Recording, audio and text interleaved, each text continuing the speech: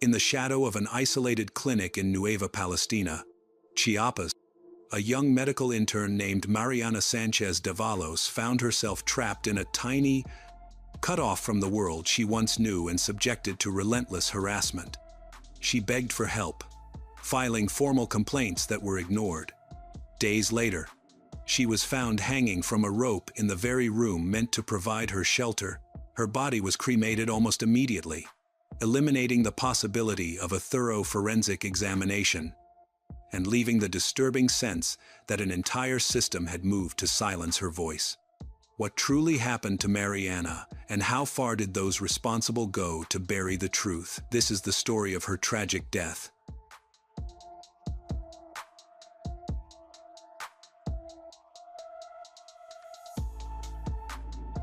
Mariana was born in Mexico City on July 16, 1995. She spent her earliest months there before moving back and forth between the capital and Tuxtla Gutiérrez, where her maternal grandparents lived.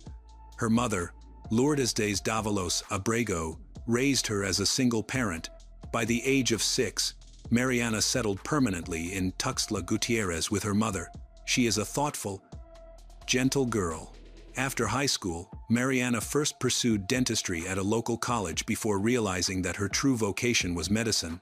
Later, she transferred to the Universidad Autónoma de Chiapas to become a doctor. Mariana excelled academically, worked in private clinics to gain practical experience, hoped someday to specialize in pathology. Like many young people, she enjoyed spending time with friends, going to parties, staying active at the gym. Those who knew her described her as kind, intelligent, and sincerely. Even when faced with difficult moments, Mariana met them with courage. On social media, she shared memes, motivational quotes, and posts celebrating her love for sweets, junk food. She also advocated for causes she believed in, including the importance of blood, bone marrow, and organ donation. As part of her final year in medical school, Mariana was required to complete her social service at a public clinic in Monterrey, just a few hours away from where her mother had recently moved. Mariana and Lourdesdes weren't just mother and daughter, they were inseparable, true best friends. Their bond grew even stronger after Lourdesdes was diagnosed with cancer. They faced every hurdle side by side. Because of their close relationship, Mariana made it a priority to visit her mother every weekend she could. Placements for social service were assigned through a public selection process, partly based on academic ranking. Students received a modest monthly stipend of about $150 to $200. In August 2020, Mariana was assigned to the Unidad Médica Rural in Nueva Palestina, an indigenous community within Ocosingo, Chiapas. The location was remote, under-resourced, and challenging for any young doctor. For Mariana, it quickly became overwhelming. Upon arriving at Nueva Palestina, Mariana was placed in a small, bare room that was barely fit for living. Accounts describe it as 4 unpainted gray walls with no bed, forcing her to bring her own or improvise with whatever she could find. The room was infested with insects and lacked even the most basic necessities, including a bathroom. With no internet and unreliable cell service, she was completely cut off from the outside world. To use the restroom, she had to cross an empty lot and share poorly maintained facilities with other staff members. Her room did not even have a proper door, only a sheet of black plastic hung like a curtain, offering no privacy or protection.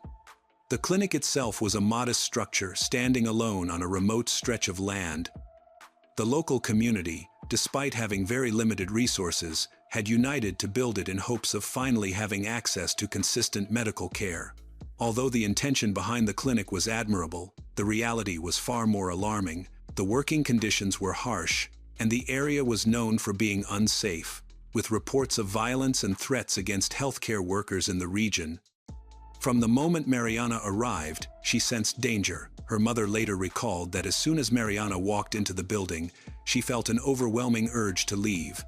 Stories of thefts, armed attacks, even lynchings in nearby communities only intensified her fear. The broken door to her room left her completely exposed at night, deepening her anxiety and sense of vulnerability. Yet the worst part was not the isolation or the lack of basic living conditions. It was the relentless harassment she endured. Mariana confided in her family that a male co-worker had been harassing her, making her feel even more unsafe. She wanted to request a transfer, but the bureaucratic process and lack of institutional support made it nearly impossible. Her mother urged her to abandon the assignment altogether, but Mariana was determined to complete her social service year so she could move on to her medical residency. Though she had already filed multiple complaints, neither the local authorities nor her university took her concerns seriously. Her formal request for reassignment was ignored, leaving her trapped in a hostile and increasingly dangerous environment. By November, the situation had escalated into something terrifying. Mariana sent a disturbing message to her mother and a close friend describing a traumatic incident. One night, the same coworker who had made her feel unsafe for months entered her room while heavily intoxicated. Before she could react, he climbed into her bed and began touching her aggressively. Mariana fought him off with everything she had, but he refused to leave. That night, her roommate, a nurse, was not there, leaving Mariana completely alone and defenseless. Even before this assault, she had filed an official complaint in hopes of escaping the situation. But instead of offering protection, the clinic director brushed off her concerns and refused to approve her transfer. With no meaningful support from those in charge, she remained stuck in the very place where she feared for her life. According to her mother, the harassment continued night after night. She suspected Mariana did not reveal the full extent of what she was suffering, likely to spare her mother from worry. It is possible the abuse went far beyond what Mariana ever admitted. Despite the fear and isolation, Mariana officially reported the harassment to the public prosecutor's office. But once again, nothing happened. The clinic simply sent her to a nearby town and suggested she take a few days to recover. Meanwhile, the prosecutor's office dismissed her complaint and put the case on hold without further action. Frustrated and distraught, Mariana filed another formal complaint with the Secretaría de Salud de Chiapas. Yet nothing meaningful came of it. The situation had become a nightmare, and the thought of returning to the clinic filled her with dread. Then, in January 2021, the tragedy she feared most unfolded. On Thursday, January 28th, Mariana had already packed her bags. She was preparing to return to Tuxtla Gutiérrez that coming weekend. After finishing her final consultations, she spoke with her mother that afternoon. Lourdesdes immediately sensed something was wrong. Mariana sounded anxious, rushed, and emotionally exhausted. She admitted that the harassment had not stopped, and that she planned to speak with the clinic director one more time in hopes of finally being transferred. She promised to call her mother after work, but that call never came. By Friday, January 29th, there was still no response. Late that morning, one of Mariana's close friends delivered the devastating news to her mother. Mariana had been found dead, hanging from a rope inside the tiny room where she had been living beside the clinic. The news crushed her family. Lourdesdes was overcome with shock and confusion, haunted by endless questions. Despite her own fragile health, she immediately booked a flight to Chiapas. After more than 8 exhausting hours of travel, including multiple layovers, she finally arrived to claim her daughter's body. But officials delayed the process, and she was not allowed to see Mariana until the next morning. When the moment came, Lourdesdes could not bring herself to open the coffin. She spent nearly 20 minutes gazing at the closed lid before it was taken away. Unable to face the unbearable reality, the autopsy stated only that Mariana died from asphyxiation by hanging. The official report labeled it an end her life. Yet while Lourdesdes and the rest of the family were absent, Mariana's body was cremated that same day. Lourdesdes insisted she had never signed any authorization for cremation. The family was stunned by how quickly everything had been arranged. There was no time for a proper goodbye, and the haste only deepened their suspicions. The speed and certainty with which authorities concluded Mariana's death was end. Her life left her loved ones with more questions than answers. Neither the pattern of harassment she had reported nor the active complaint she had filed seemed to be taken into account. The family's lawyer pointed out major irregularities in the case. He emphasized that cremating Mariana's body was not only improper, it was illegal. under Mexican federal criminal procedure. No person who dies under violent or suspicious circumstances, including possible end her life, may be cremated, as doing so destroys essential forensic evidence. By authorizing the cremation, authorities made a thorough investigation nearly impossible. As public pressure mounted, the Chiapas prosecutor's office released a statement claiming the autopsy showed no signs of physical or abuse. Violence. They also stated that Mariana had never formally reported abuse assault, but their comments did little to calm the growing national outrage. Medical interns across Chiapas, along with students from the Universidad Autónoma de Chiapas, announced an indefinite strike. They rejected the official narrative surrounding Mariana's death and demanded a full investigation. Students from both the medical and gerontology programs wrote an open letter accusing the university of failing to protect Mariana and ignoring her repeated cries for help.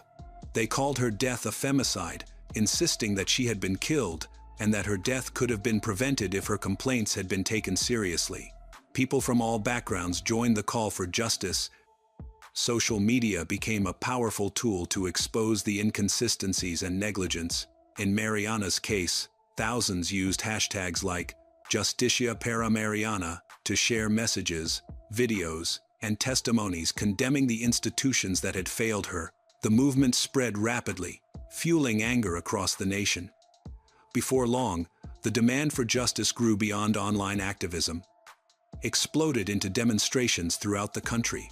To many, Mariana's case symbolized a collective failure, not just of one clinic or one director, but of an entire system that abandoned her. Despite her repeated pleas for protection, both government and university authorities looked the other way. The very institution tasked with safeguarding her during her final year of study failed not only to protect her life, but also to support her family in their search for truth and justice. The case ignited a nationwide debate, exposing the long-standing institutional neglect surrounding tragedies like Mariana's. In response, Mexico's Ministry of the Interior instructed the Chiapas Attorney General's office to comply with legal protocols for investigating deaths of women, treating the case as a potential femicide and ensuring it followed a gender-sensitive investigative approach. In a public statement, authorities affirmed they were maintaining close communication with Mariana's family and promised full support, transparency. They also confirmed that the Chiapas Secretariat for Gender Equality had become involved, offering assistance to Mariana's grieving mother. Despite still recovering from surgery, Lourdesdes publicly expressed her gratitude on February 2nd to everyone who had rallied behind her daughter's cause.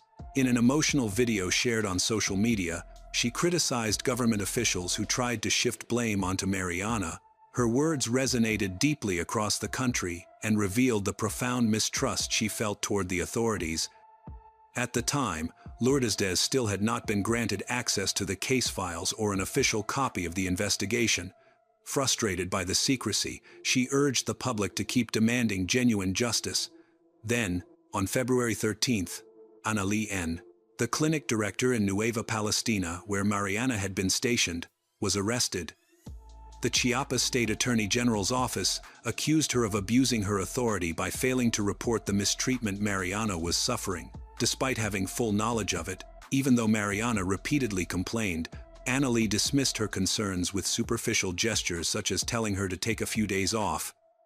She also promised to transfer the man harassing Mariana but never followed through. In a striking detail, it was a neighbor, not the clinic staff, who ultimately called police the morning Mariana's body was discovered on January 29th. A judge ordered Annalí into pretrial detention, citing clear evidence of negligence. Independent journalists who reviewed the police file pointed out alarming omissions. The Chiapas Attorney General's office had authorized Mariana's cremation, making further forensic testing impossible. The investigation file also showed fundamental failures in standard femicide protocols. Despite Mariana's prior warnings that she was in danger, investigators appeared more focused on ruling out other outside suspects than on identifying who might be responsible. The report even portrayed Mariana negatively, describing her as confused, uncommunicative, and difficult, While nearly ignoring the gender-based violence she had repeatedly denounced, officials continued insisting that Mariana alone was responsible for her death. The death certificate stated that she died on January 28 at 8:30 p.m. from asphyxiation by hanging. However, critical forensic details were missing: the type of rope used, the knot, the suspension point, and the exact location where she was found.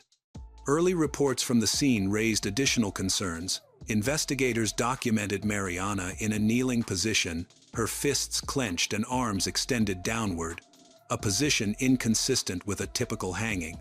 Some first responders even assumed, at first glance, that she was resting rather than deceased. Worse still, investigators questioned her colleagues about irrelevant and offensive personal details. Some claimed she rarely showered, while another suggested she took antihistamines, though no medical record supported this. To Mariana's family, these comments appeared to be a calculated effort to discredit her and steer attention away from potential suspects. Despite numerous irregularities, the family's lawyers identified Fernando Cuauhtemoc, the doctor who had been harassing Mariana, as a central figure. His identity was initially concealed, but his name eventually surfaced through social media. On February 18th, police raided his home, but he had already fled.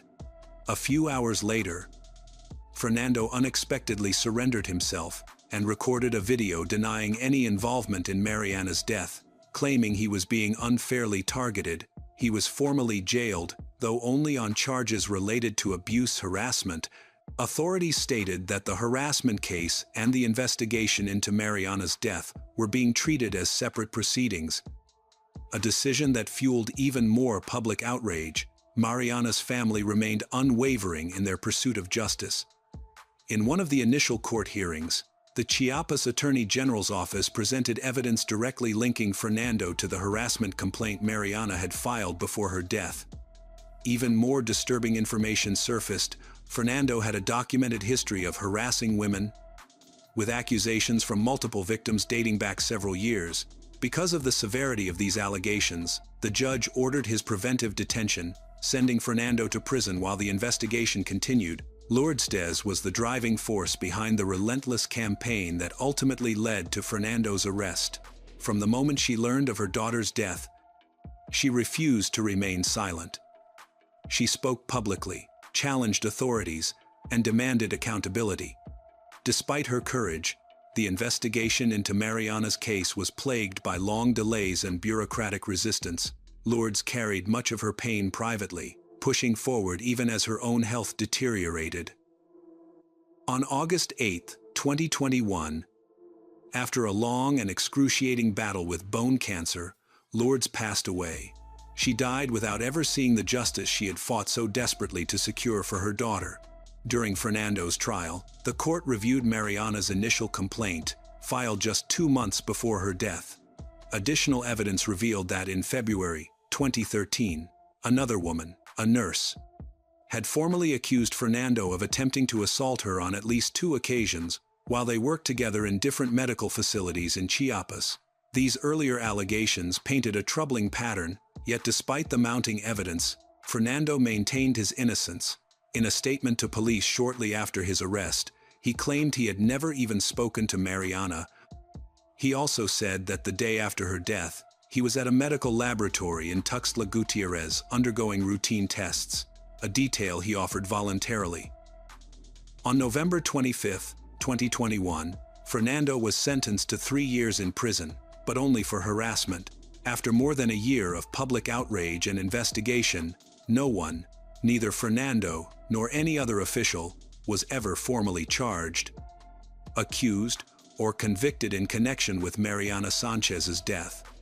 To this day, the forensic evidence in Mariana's case remains limited, incomplete, and riddled with contradictions. Critical questions were left unanswered. The circumstances surrounding her final hours continue to be obscured by negligence, institutional failure, and lost evidence. The truth behind what happened to Mariana Sánchez remains shrouded in uncertainty, a wound that justice has yet to heal. In a small Sicilian town, what began as the story of a fragile young mother struggling to build a family would spiral into one of Italy's most chilling and controversial murder cases.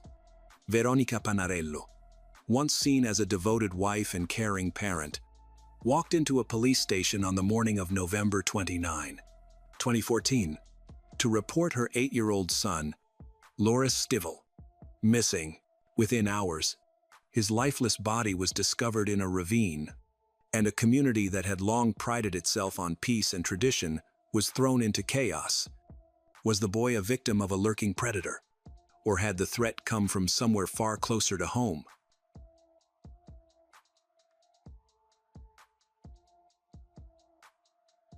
Veronica Panarello was a young woman living in southern Italy, burdened with hardships from an early age. At 16, she met Lourdesdes Dávalos in a bar and was instantly smitten.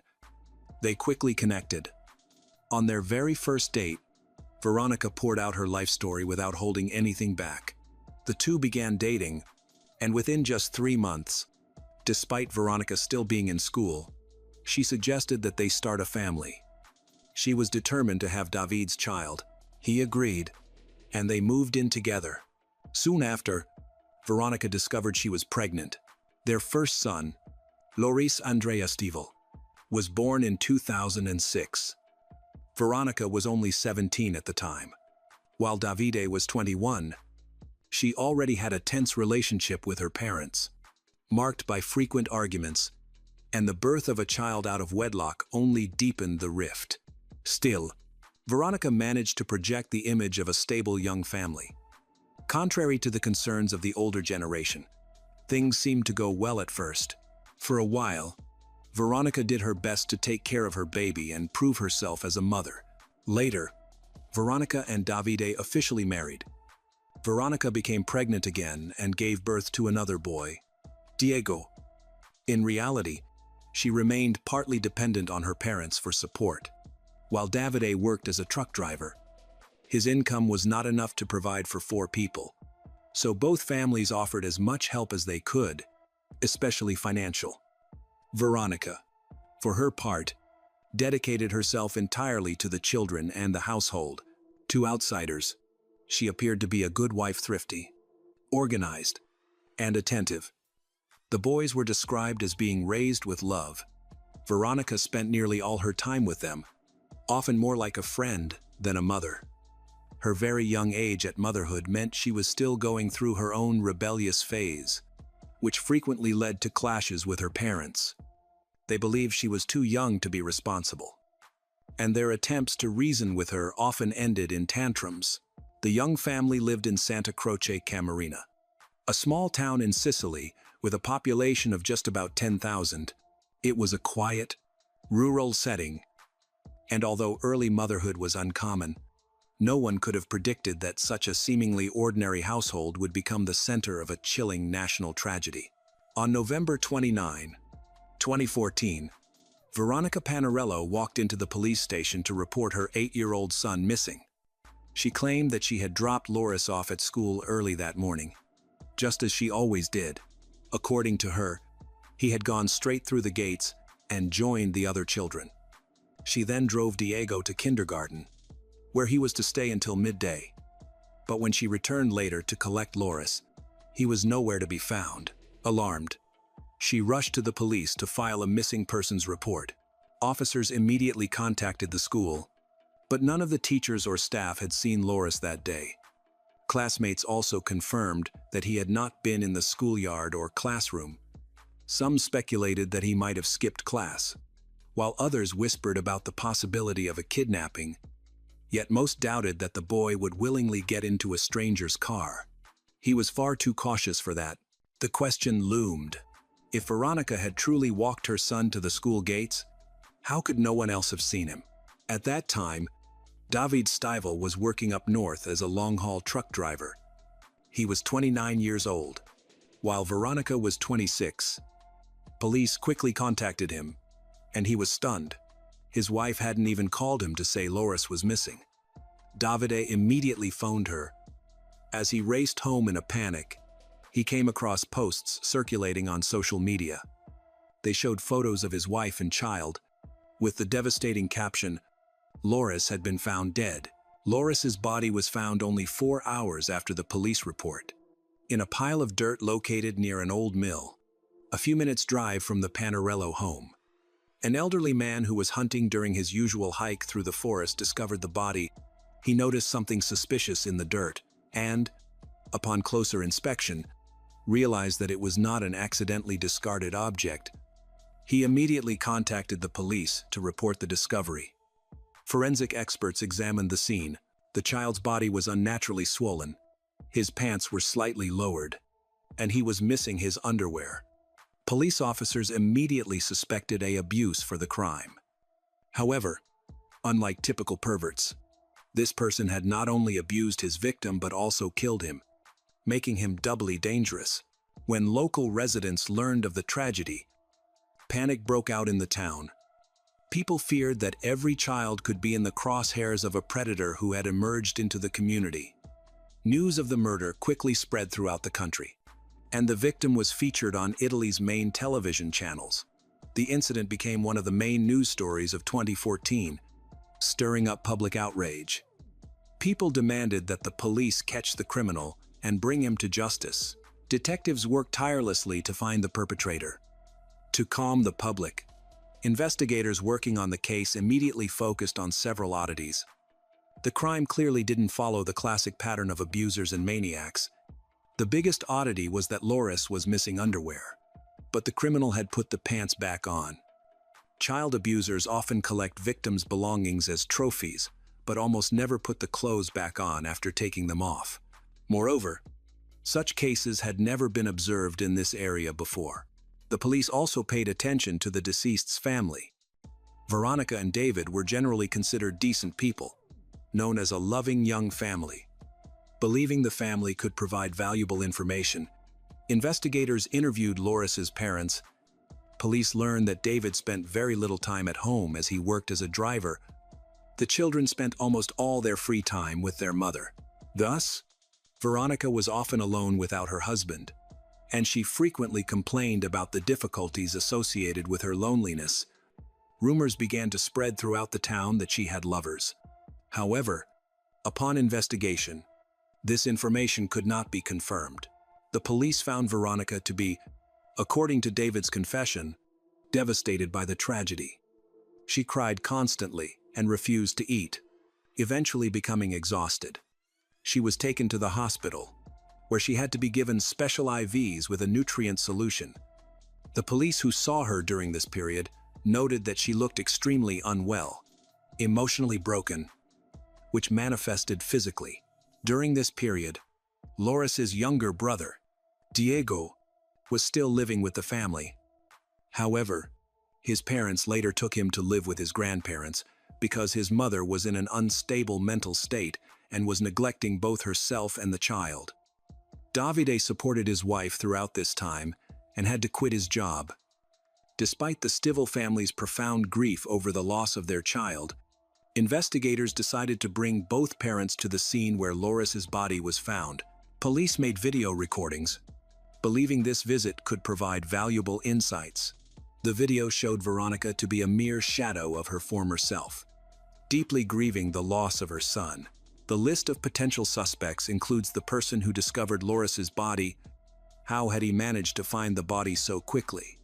Investigators launched a large-scale investigation, but were unable to find any connection between him and the crime.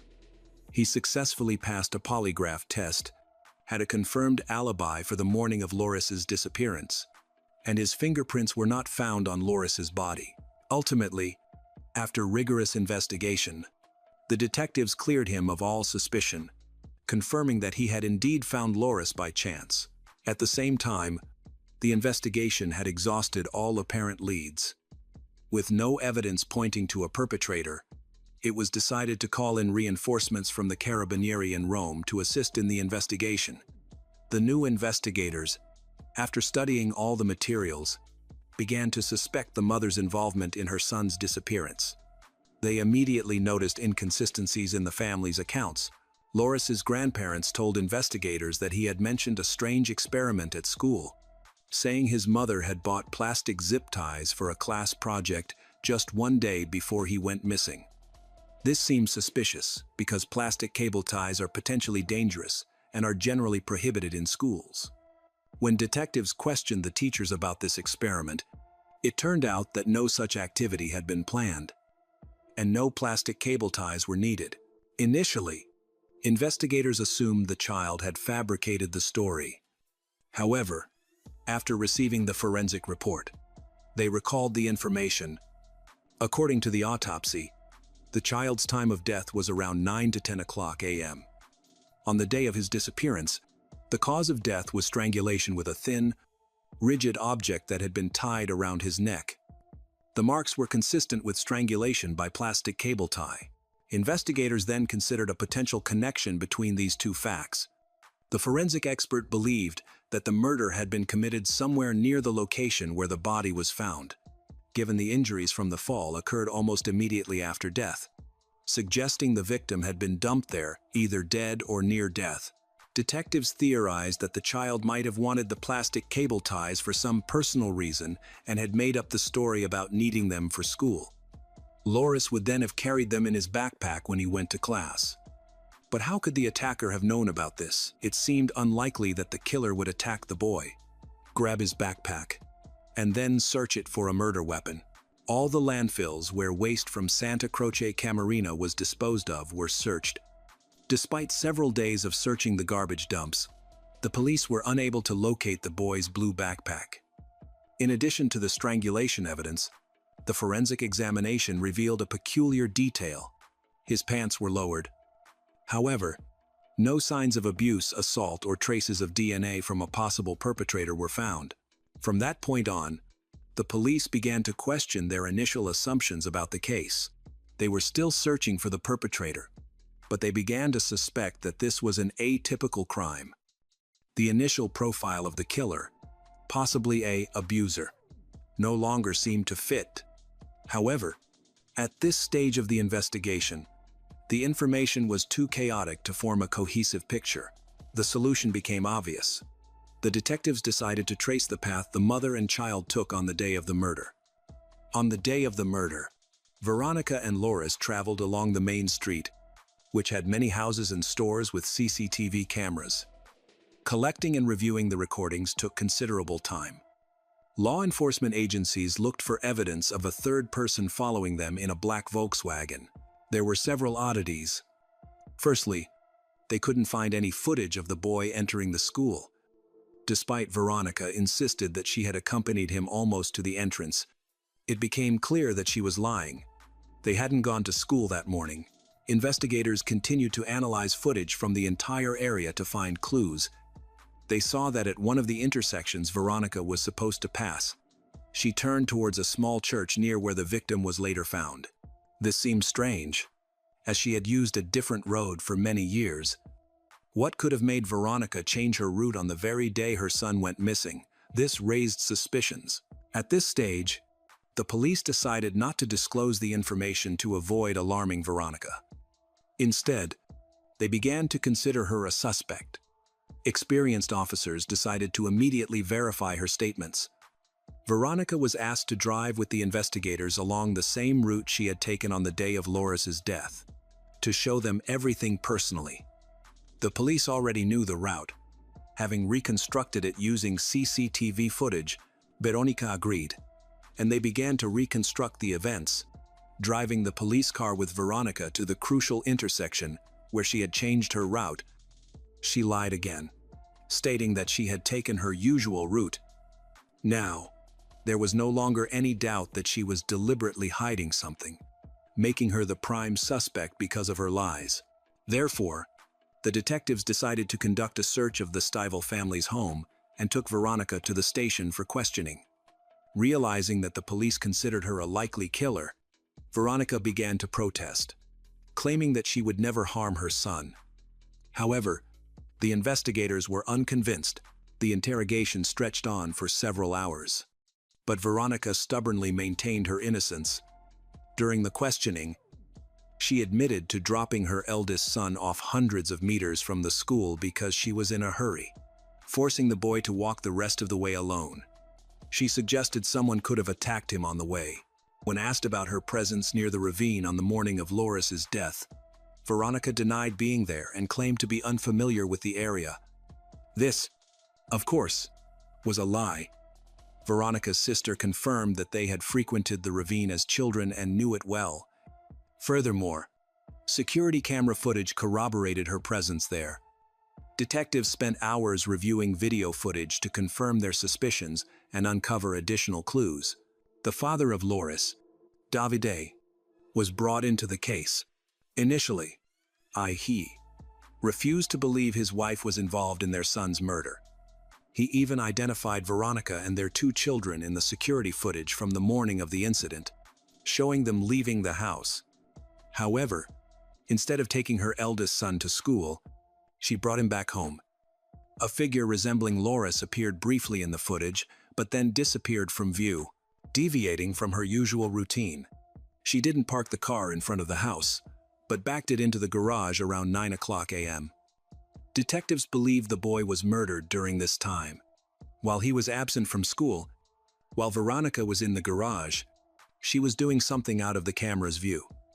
This seemed highly suspicious of Dargo's action as if she were deliberately concealing something. According to her account, she took the older child to school, then took the younger one to kindergarten. Afterward, she returned home and went about her day. She insisted that he could have been kidnapped right in front of the school. However, the police didn't believe her. They saw in the camera footage how at 9:23 am she left the house again. And just 2 minutes later she headed down the road to the old mill, where Lourdes's body would later be found. She returned home at 9:38 a.m. and was already guaranteed to be alone. Veronica then went to a cooking class she regularly attended. It started at 10:00 a.m. So she left early so as not to be late and not give herself away. She behaved normally, so no one noticed anything unusual. GPS data from Veronica's phone and car confirmed her route, a fact revealed to the detectives. Unfortunately, at that point, the police still lacked sufficient evidence to charge her. Investigators continued to gather information, but even with Veronica under arrest, they had no concrete evidence, testimony, or recordings proving she killed her son. It seemed the case was about to crack, but then a female police officer stationed near the school contacted the station. She claimed Veronica had dropped her child off in front of the school that morning, seemingly contradicting the security footage. However, investigators didn't blindly trust a colleague's statement, nor did they discount the camera recordings. Given that the suspect followed this route every day and performed the same actions, the officer could have simply confused the dates. At that time, Veronica was behind bars and literally screamed about her innocence. The detectives considered depression or emotional instability the only plausible explanation for Veronica's possible involvement. In fact, she suffered from severe depression, a condition that was exacerbated by her incarceration. The investigation soon stalled. Davide visited Veronica again. Like all visits within the prison, this meeting was recorded. For the first time, Veronica admitted that she remembered not taking Lourdesdes to school on the day he disappeared. She expressed difficulty articulating her thoughts, describing her state of mind as unusual. According to Veronica, she felt disconnected from reality that morning, like she was in a fog. From fragments of memories, she pieced together how she had taken her youngest child to kindergarten. After that, she returned home, where Lourdesdes was supposed to be. She had left him there because Lourdesdes did not want to go to class that day. But upon returning, Veronica did not find the boy at home. In a strange state, she thought she had taken the boy to school, but then realized she was wrong. When she arrived to pick up her child from school, he was gone. The police, of course, didn't believe this new version of events, but they were convinced they were on the right track. This was nearly the confession they had sought for a year to bring the killer to justice. Her excuses about memory loss were considered a transparent attempt to conceal her guilt. Everyone shared this point of view. Given Veronica's genuinely alarming condition, unfortunately, the youngest child was too young to provide reliable testimony to the police. despite their certainty of her involvement in the murder. The investigators decided to play along with her, suggesting that Veronica return her home, believing it might unlock new memories. They led her through the rooms as they had been on the day of Loris's death. When Veronica entered Loris's room, a theatrical display began. She spoke in her son's voice and began to imitate conversations she had had with him that morning. The detectives, observing her lack of genuine emotion, became convinced that they were dealing with a pathological liar and manipulator. Ultimately, Veronica offered a new version of events, one that many still believe. Although the police officers weren't entirely convinced by her story, Veronica confessed that on the day of the incident, she returned home from kindergarten with her younger child and went to wash the bottles. Her eldest son, Loris, didn't want to go to school, so she allowed him to stay home that day. Loris was in his room while she did chores. She claimed she didn't hear anything suspicious, but when she checked on him later, she found his lifeless body, already turning blue, with plastic cable ties around his neck. She theorized that he was probably playing with them, attempting to tighten them like a necklace. According to her account, he froze, his eyes wide with fright. Why would an 8-year-old child put cable ties around his neck and tighten them progressively without calling for help? He then instinctively pulled on one of the ends, believing it would loosen the ties. But instead, he only tightened them further. Veronica said she couldn't tear the ties apart with her bare hands. Desperate, she ran to the kitchen for scissors. When she returned and cut the ties, the boy showed no signs of life. He was unconscious and not breathing. Veronica stated that she began to panic. She grabbed her cell phone, tried to call emergency services. However, she was shaking so violently that she couldn't dial the number. Her fingers fumbled on the buttons. The numbers blurred before her eyes. After this failed attempt, Veronica realized she would be blamed for Loris's death. In a state of shock and irrationality, she decided to dispose of his body. Later, a forensic examination confirmed the presence of scratches on Loris's face and neck, consistent with attempts to remove the plastic cable ties with his fingernails. It had cut too deeply into the skin to be easily ripped off. It was also possible that pulling on one end of the ties herself, in her attempt to free him, further aggravated the situation, completely cutting off his oxygen supply. At this point, the police decided to revisit the information and, if possible, elicit new memories. Veronica and her husband, Davide, were taken back to the scene where Loris was found. There, Veronica admitted to dumping Loris's body. However, she maintained that she hadn't harmed him herself and couldn't explain why Loris wasn't wearing underwear. This detail contradicted her story and raised serious doubts. She later recalled that the ravine was so deep, as she struggled to turn his body, his pants came off and he tumbled to the bottom. At the trial, the prosecutor challenged Veronica's confession. Her unusual behavior was particularly concerning. Veronica had parked the car in the garage in an awkward way, seemingly to discreetly load the body into it. But this occurred at a time when, according to her confession, she couldn't have known about her son's death.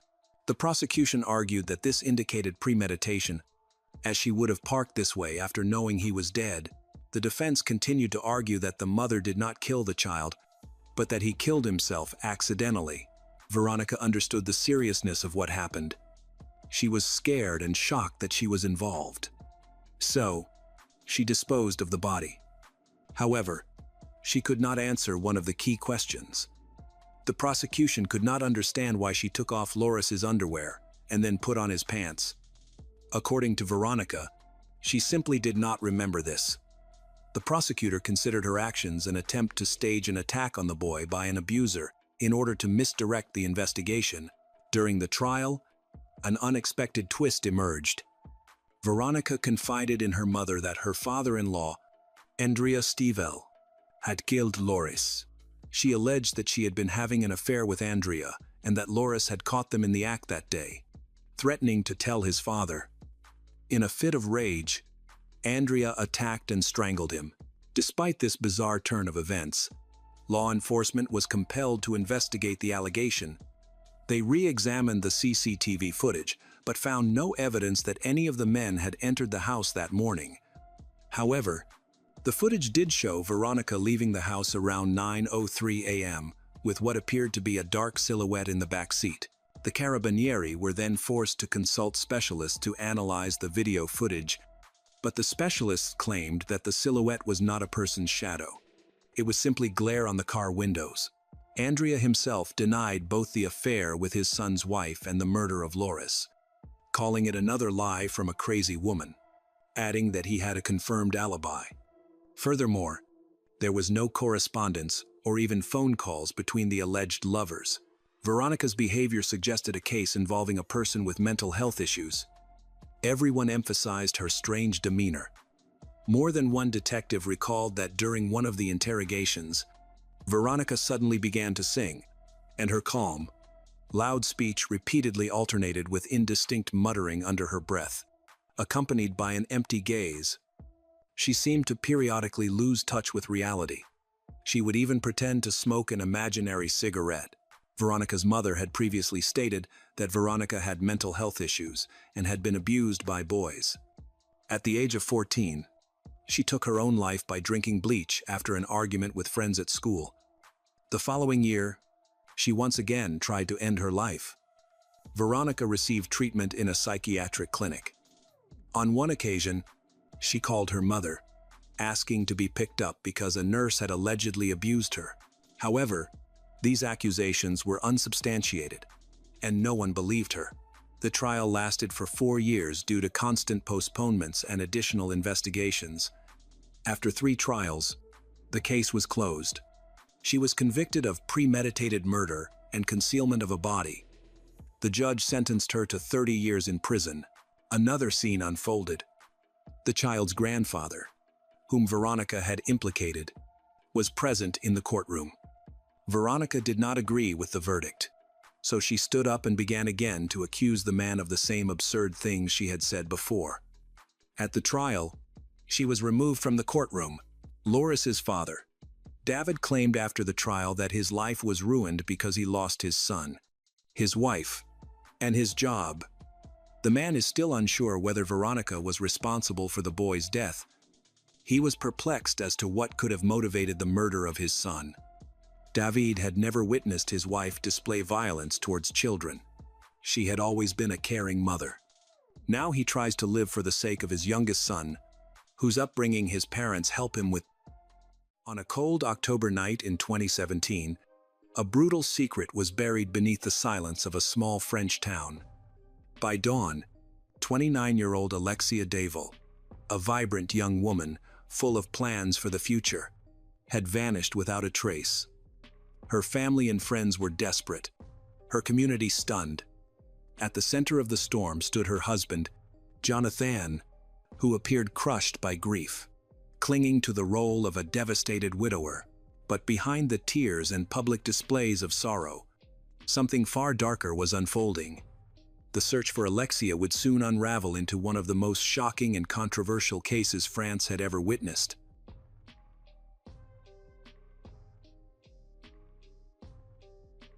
Alexia Daval was born on February 18, 1985 in Gray, Haute-Saône. She came from a well-respected family with strong ties to their community. Her mother, Isabelle Fouillot, was a city council member, admired for her civic engagement and commitment to local causes. Her father, Jean-Pierre Fouillot, owned a small cafe that was more than just a neighborhood spot. It was a lively meeting place, especially for horse racing enthusiasts. Alexia and her sister Stephanie are very close. They shared the same family values, which included working hard, being loyal, and supporting each other. Their parents instilled in them a strong work ethic, emphasizing discipline, responsibility, and the importance of honesty. In this stable environment, both daughters flourished. Alexia, in particular, stood out as driven and reliable. Her overflowing energy, combined with her sense of responsibility, made her an admired young woman. They saw her determination as proof that persistence and discipline could pave the way toward a promising future. Not far away, Jonathan Dávalos was born on January 16, 1984, in Vellet. He grew up in a large family with 6 children. His mother, Martine Henry, worked as a child caregiver, while his father was employed at a factory. When Jonathan was just 13, tragedy struck. His father died suddenly of a heart attack. The loss left a lasting mark on him, shaping his quiet, cautious personality. Jonathan became reserved, avoiding attention, but he found one passion that gave him an outlet: soccer. He played regularly in local amateur leagues, and for years, the sport remained his main way of socializing. After high school, Jonathan pursued studies in information technology and later secured a job at a consulting firm. His colleagues described him as dependable, meticulous, and disciplined. He was steady and conflict-averse, rarely showing strong emotions. In the early 2000s, Jonathan met Alexia Fouillot. Their relationship developed gradually but soon grew serious. Alexia, younger and energetic, was lively and assertive, while Jonathan appeared quiet and shy. Their differences seemed to balance one another. For both, this became their first lasting, serious relationship. After several years together, they decided to marry. On July 8, 2015, their wedding was held at Gray's Town Hall, officiated by Alexia's mother, Isabel, in her role as city council member. It was a deeply meaningful moment for the family. The couple spent their honeymoon on islands in the Pacific before settling into a house that once belonged to Alexia's grandparents. They renovated the home and began their new life together there. From the outside, their marriage appeared stable. They exercised together, followed a healthy lifestyle, and often joined local running events. But beneath the harmonious image lay private struggles.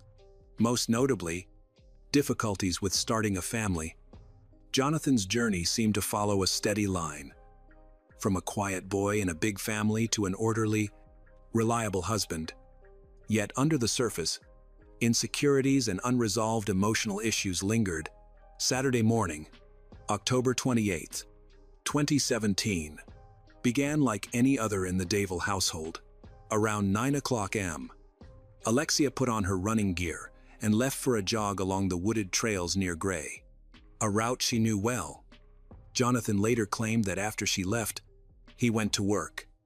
To his co-workers and anyone who might have seen him that day, nothing seemed unusual at all. By lunchtime, Alexia still hadn't returned, even though her jogs usually lasted no more than an hour and a half. Jonathan started calling her cell phone repeatedly, but every call went straight to voicemail. He also tried the landline at home, but there was no answer. With concern growing, he reached out to family members. The first person he called was Gregory Gay, the husband of Stephanie. Jonathan explained that Alexia hadn't come back from her run and wasn't responding to any of his calls. For the family, this was immediately alarming. Alexia was always reachable, never disappeared without letting anyone know. Without waiting for emergency services, Jonathan and Gregory set out to search on their own. They drove along the roads, trails Alexia normally used for her runs, checking paths, ditches, and wooded ravines, hoping to find some trace of her. Jonathan continued calling her phone again and again, but there was still no response. When their search turned up nothing, the possibility of an accident or something far more serious began to weigh heavily on them. They started calling hospitals and emergency departments across the surrounding region. Everywhere the answer was the same. No one matching Alexia's description had been admitted. By evening, after hours of fruitless searching, the family realized they could no longer wait. They decided it was time to notify the authorities. Jonathan went himself to the local gendarmerie and gave a detailed statement to the officers on duty. He explained the circumstances of her disappearance, her usual jogging route, the exact time she left the house, and what she had been wearing. He also noted the unusual detail that she hadn't taken her phone or identification with her, something completely out of character for Alexia. Officers carefully recorded all of this information. In the initial hours after the report, investigators followed standard procedures. Several theories were considered. Perhaps Alexia had suffered an accident on the trail. Maybe she had fallen in a difficult-to-reach area. Or possibly she had crossed paths with someone dangerous. The idea that she might have left voluntarily was briefly raised but quickly dismissed. Those who knew her best, as well as her lifestyle, made it clear this was not plausible. The greatest challenge was the total lack of physical evidence. There were no clues, no leads, nothing to indicate where she might have gone. Despite the growing concern, family and friends held on to hope during those first hours. Some thought she might have gotten lost or strayed from her usual route and would soon reappear. But as more time passed with no word, no calls, and no sightings, the situation became far more serious. Everyone close to Alexia began to realize this wasn't just a delay or a misunderstanding. This was a disappearance that required urgent police action. What began as the private anguish of one family quickly escalated into a public matter. Alexia's case was now an official investigation, and the story spread rapidly beyond Gray. On the morning of Monday, October 30th, 2017, in a wooded area near the town of Gray, in the Haute Sound department, a body was discovered. The spot was isolated, overgrown, and rarely visited. It was not a place someone would have entered by chance. When officers arrived, they immediately noticed the body had been partially covered with branches and leaves, an obvious attempt to hide it. But the concealment appeared hurried and careless, as if the person responsible had little time. There were also signs of fire damage on the clothing and the body itself. Investigators quickly determined that someone had tried to destroy evidence by burning the remains, but the attempt had been interrupted. Forensic experts examined the scene carefully, documenting numerous bruises, blunt force injuries, and other soft tissue trauma. Particular attention was given to the neck, where clear marks of strangulation were visible. It was immediately obvious that this was no accident. They were facing a violent crime. When official identification was made, the family's worst fears were confirmed. The body was that of 29-year-old Alexia Dávalos, who had vanished just 2 days earlier. For her loved ones, hope gave way to devastating grief. The news spread through the small town of Gray and its surroundings within hours. In a close-knit community, word traveled fast. People were shaken. Violent crime of this nature was nearly unheard of in the area. For many, it was unsettling to realize that such brutality could strike so close to home. The story quickly spread through local news outlets, regional newspapers, websites, and TV stations all reported on the discovery. Within hours, people began to speculate about what happened. One early theory suggested a random attacker. Some journalists have raised the possibility of a dangerous predator, even suggesting that this could be a model. On social media, residents shared rumors and their own ideas, increasing the fear in the community. One detail that drew significant attention from both investigators and local residents was the location where the body was found. The wooded area had long been considered safe and was a popular spot for outdoor activities. People often jog there, cycle, walk their dogs, or take their children for a walk. But after the discovery, women who were used to running alone in the mornings began to voice a sense of unease. A sense of fear and suspicion began to take hold. Women started jogging in groups, and families restricted their children's movements after dark. Conversations among neighbors and coworkers often returned to one thought. The danger might not have come from a stranger, but could have been someone local. That possibility sparked growing anxiety and mistrust throughout the community. The traces of fire found on Alexia's body and clothing became a crucial element of the investigation. For the forensic team, this indicated that the person responsible hadn't acted impulsively. It suggested a deliberate attempt to destroy evidence. The use of fire seemed like a calculated move, meant to obscure the cause of death and erase any potential biological traces. While investigators saw it as an effort to cover up the crime, many locals interpreted it as something far more chilling, a sign of cruelty that made the image of the perpetrator even more disturbing. Once the body was officially identified as Alexia, the investigation shifted gears. What had started as a missing person case was now formally classified as a homicide. Additional police units were deployed to the area where the body was discovered, combing through the surroundings in search of any trace evidence. Investigators collected everything they could: discarded cigarette butts, scraps of fabric, shoe prints, or any small object that could help piece together what had happened. Several theories were explored.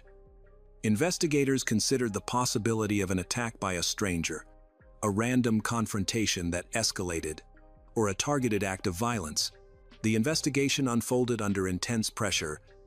In a small town where violent crime was almost unheard of, tension ran high. Residents demanded answers, and local media followed every development closely. As the investigation intensified, the public's focus gradually shifted toward Alexia's family. Her loved ones found themselves at the center of a media storm, facing funeral arrangements, memorial services, and public tributes, all expressions of shared grief and community solidarity. At the forefront of these events was Jonathan, Alexia's husband. He stayed close to her parents, Isabel and Jean, standing by their side at every memorial event, a fact widely captured by photographers and media crews. He came across as a man deeply shaken, yet determined to honor his wife's memory. Reporters noted his behavior. Article described him as quiet and reserved, a man for whom his wife had been the emotional cornerstone. In his public remarks, whether addressing neighbors or speaking at the funeral, Jonathan spoke of his love for Alexia, her passion for life, and her dedication to fitness. His tone was subdued, his emotions contained, which only added to the sense of authenticity in his grief. One of the most striking moments came on November 5, 2017, during a memorial march organized in Alexia's honor. The turnout was staggering. Around 10,000 people filled the streets of Gray, a number nearly unimaginable for a town of its size. The procession stretched for blocks, moving slowly and silently. The march became a powerful symbol of collective mourning and unity. Jonathan walked at the front of the procession, side by side with Alexia's parents, cementing his image in the public eye. As a grieving husband overwhelmed by loss, several people gave speeches after the march. During the speeches, Isabel described Alexia as a strong and intelligent woman. Jean thanked everyone who had supported their family through this difficult time.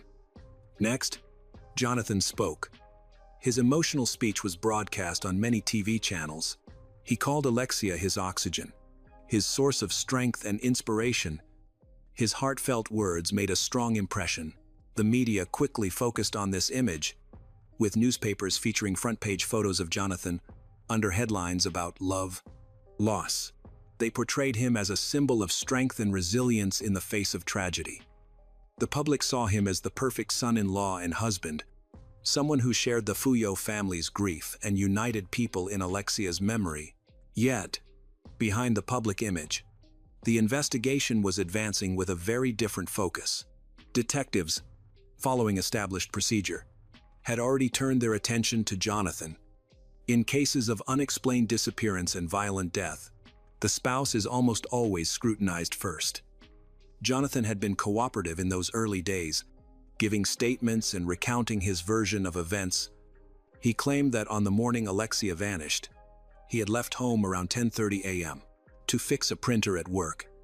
He said he had no idea where Alexia might have gone, and that he only became worried when she didn't return from her run by lunchtime. But as investigators compared his statements to the growing body of evidence, inconsistencies began to surface. The first red flag came from Jonathan himself: scratches on his neck and chest, along with bite marks on his arms. When questioned, he dismissed them lightly, saying he and Alexia had argued the night before, but that it had been nothing serious. The explanation was unconvincing. Forensic specialists noted that the injuries were consistent with a violent struggle, not a passing quarrel. Meanwhile, forensic examination of Alexia's body and the crime scene pointed toward a crime committed with planning rather than impulse. The sheet used to wrap her body matched a set from the couple's home, suggesting the murder had occurred there, before she was transported. Investigators also discovered that Jonathan's work car, which had a GPS tracking system, had been driven on the night of October 27 to 28 into the very area where Alexia's body was later found. Tire marks at the scene were analyzed and matched the tread pattern of his vehicle. These findings clashed directly with Jonathan's statements. He had insisted that he hadn't used his vehicle that night. But the GPS told a different story. Cell tower records and surveillance footage added further layers of contradiction. While Jonathan continued to maintain his innocence publicly, and while he was still being embraced by the community as a grieving widower, the evidence against him was quietly piling up. Even though, in the public eye, he still maintained the image of a grieving husband, the inconsistencies in his story and actions were becoming harder to ignore. Initially, Jonathan had firmly denied using his vehicle the night his wife disappeared. However, analysis of cell tower data, eyewitness reports, and surveillance footage painted a very different picture for investigators. This marked a turning point, showing that his version of events didn't line up with the objective evidence. At that point, the investigation was still ongoing and hadn't reached any firm conclusions. Investigators were actively collecting evidence, interviewing witnesses, and exploring leads, including the possibility of another person's involvement. However, suspicion was increasingly falling on Jonathan. A growing contrast was emerging between his public image and the facts the investigation was uncovering. This was becoming a topic of widespread discussion. As the first pieces of evidence suggesting his involvement surfaced, Jonathan's stance began to change. During questioning and confrontations, he started to abandon his initial defense, gradually shifting from outright denial to attempts to blame others. In January 2018, during a key interrogation, Jonathan made a surprising accusation. He blamed Gregory Gay, his brother-in-law, for Alexia's death. He also claimed that Alexia's parents, Gina, Isabel, and her sister Stephanie knew about Gregory's actions and helped to cover them up. This contradicted his previous statements and appeared very unlikely, as the evidence suggested otherwise. Jonathan's accusations had a significant impact. The Fouillot family was deeply hurt. They had previously accepted Jonathan, but now he was accusing them of a crime. The public was also shocked. Jonathan, who had been seen as a figure of strength and grief, was now accusing Alexia's family of concealing the truth. Given these developments, investigators brought in psychiatric and psychological experts. In-depth evaluations were conducted to better understand Jonathan's contradictory behavior. Early reports described Jonathan as having a personality prone to sudden, aggressive anger, stemming from hidden hostility and deep insecurity. He seemed to have low self-esteem, suppressed his emotions, often bottling them up until they explode. Other experts pointed to his emotional reliance on his mother, seeming inability to make his own choices. He usually avoided direct conflict, but under pressure, he could react sharply and unpredictably in private. Throughout 2018, this inconsistency became a key characteristic of his behavior. He took partial responsibility, but later retracted his confession. On November 23, 2018, he claimed that on the night of October 28, 2017, he and Alexia argued. The argument, he said, began when she refused his sexual advances, escalated into a shouting match, and then became physical. He admitted to strangling her with his hands, stating he lost control. This was his first official confession. However, he quickly changed his story again. In court in December 2018, Jonathan retracted his confession and instead blamed Gregory Gay for Alexia's death, claiming that Gay had lost control. This contradicted his previous admission. Investigators believed his inconsistent stories were a deliberate attempt to mislead the investigation. Jonathan's public image changed dramatically. His strategy of denial ultimately failed, increasing the legal and social pressure against him. On December 7, 2018, Jonathan met with the Fouillot family.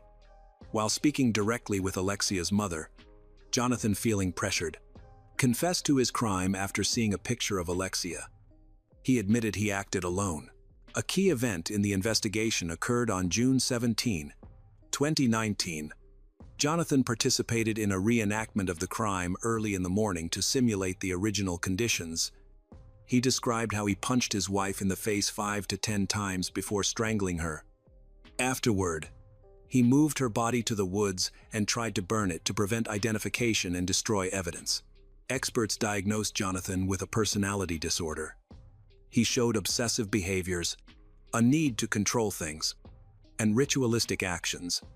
Some experts also believed he suffered from psychological impotence, which made his marriage worse. Alexia wanted to have children, but they had trouble conceiving, which caused problems. In their messages, she blamed Jonathan for not dealing with the issue, while he blamed her. By the end of 2019, the evidence against Jonathan had become overwhelming. His multiple confessions, the crime scene reenactment, and expert analysis all pointed to the same conclusion. Alexia's death wasn't an accident, but a deliberate act to cover up the truth. Jonathan Dávalos's trial began on November 16, 2020. Due to public health restrictions, the courtroom had safety measures, clear dividers, limited seating, and social distancing. The trial moved quickly, with back-to-back days of witness statements and expert opinions. On the first day, the court clearly stated the charges. Jonathan was accused of intentionally killing his wife, Alexia Dávalos. The judge summarized the key investigation findings and recounted Jonathan's changing story, from denying any involvement to eventually confessing. Jonathan admitted he was responsible for Alexia's death, but insisted it was a fight that escalated. The defense claimed his actions were a spontaneous outburst during a marital argument and not premeditated. Meanwhile, friends and colleagues described Alexia as energetic and assertive. While Jonathan was withdrawn and avoided tough discussions, their struggles with infertility also added stress to their relationship. These details illustrated their home life. However, the court stressed that none of these factors justified Jonathan's violent actions or his attempts to cover them up. During the final session, Alexia's mother, Isabel, requested Jonathan to provide a clear, detailed, step-by-step account of the events one last time. Jonathan then knelt and begged for forgiveness, but he didn't provide any new details. The prosecution argued for a severe sentence, emphasizing that all the evidence indicated Jonathan had acted intentionally. However, the Fouillot family did not ask for the maximum punishment. Instead, they simply wanted Jonathan to fully and clearly admit his guilt. On November 21, 2020, Jonathan Dávalos was convicted of the attempted murder of Alexia Dávalos. He received a 25-year prison sentence. Jonathan's lawyers did not appeal the verdict. The murder of Alexia Dávalos shocked the small town of Gray and resonated throughout France, becoming a key topic in the national discussion about domestic violence. Media outlets closely followed every detail of the investigation and trial. This extensive coverage led to responses from human rights groups and demands for public action. Memorial marches and vigils honoring Alexia served as powerful reminders of society's responsibility to safeguard women from domestic violence. On the morning of December 6, 2009, the Ottawa Emergency Dispatch Center received a call from a man reporting that his wife had died. When police arrived just minutes later, they were overwhelmed by the suffocating stench. Down in the basement, police found Donna Jones. She was lying on a pile of filthy mattresses, wearing only an old t-shirt and yellowed pajamas. Nearly half of Donna's body was severely burned. Her flesh was necrotic from infection. For 4 years, Donna endured escalating abuse from her husband, Mark Hutt, and in the last 12 days, She was pushed into a vicious cycle of torture. Nothing could have been imagined. How did a woman who had everything fall into a hell with no way out? Why did she stay when her loved ones begged her to leave again and again? And why was the system powerless to protect her until it was too late? This is the story of Donna Jones, of longing and silence, of love turned into chains, and of a tragic end in what investigators would later call the House of Horrors.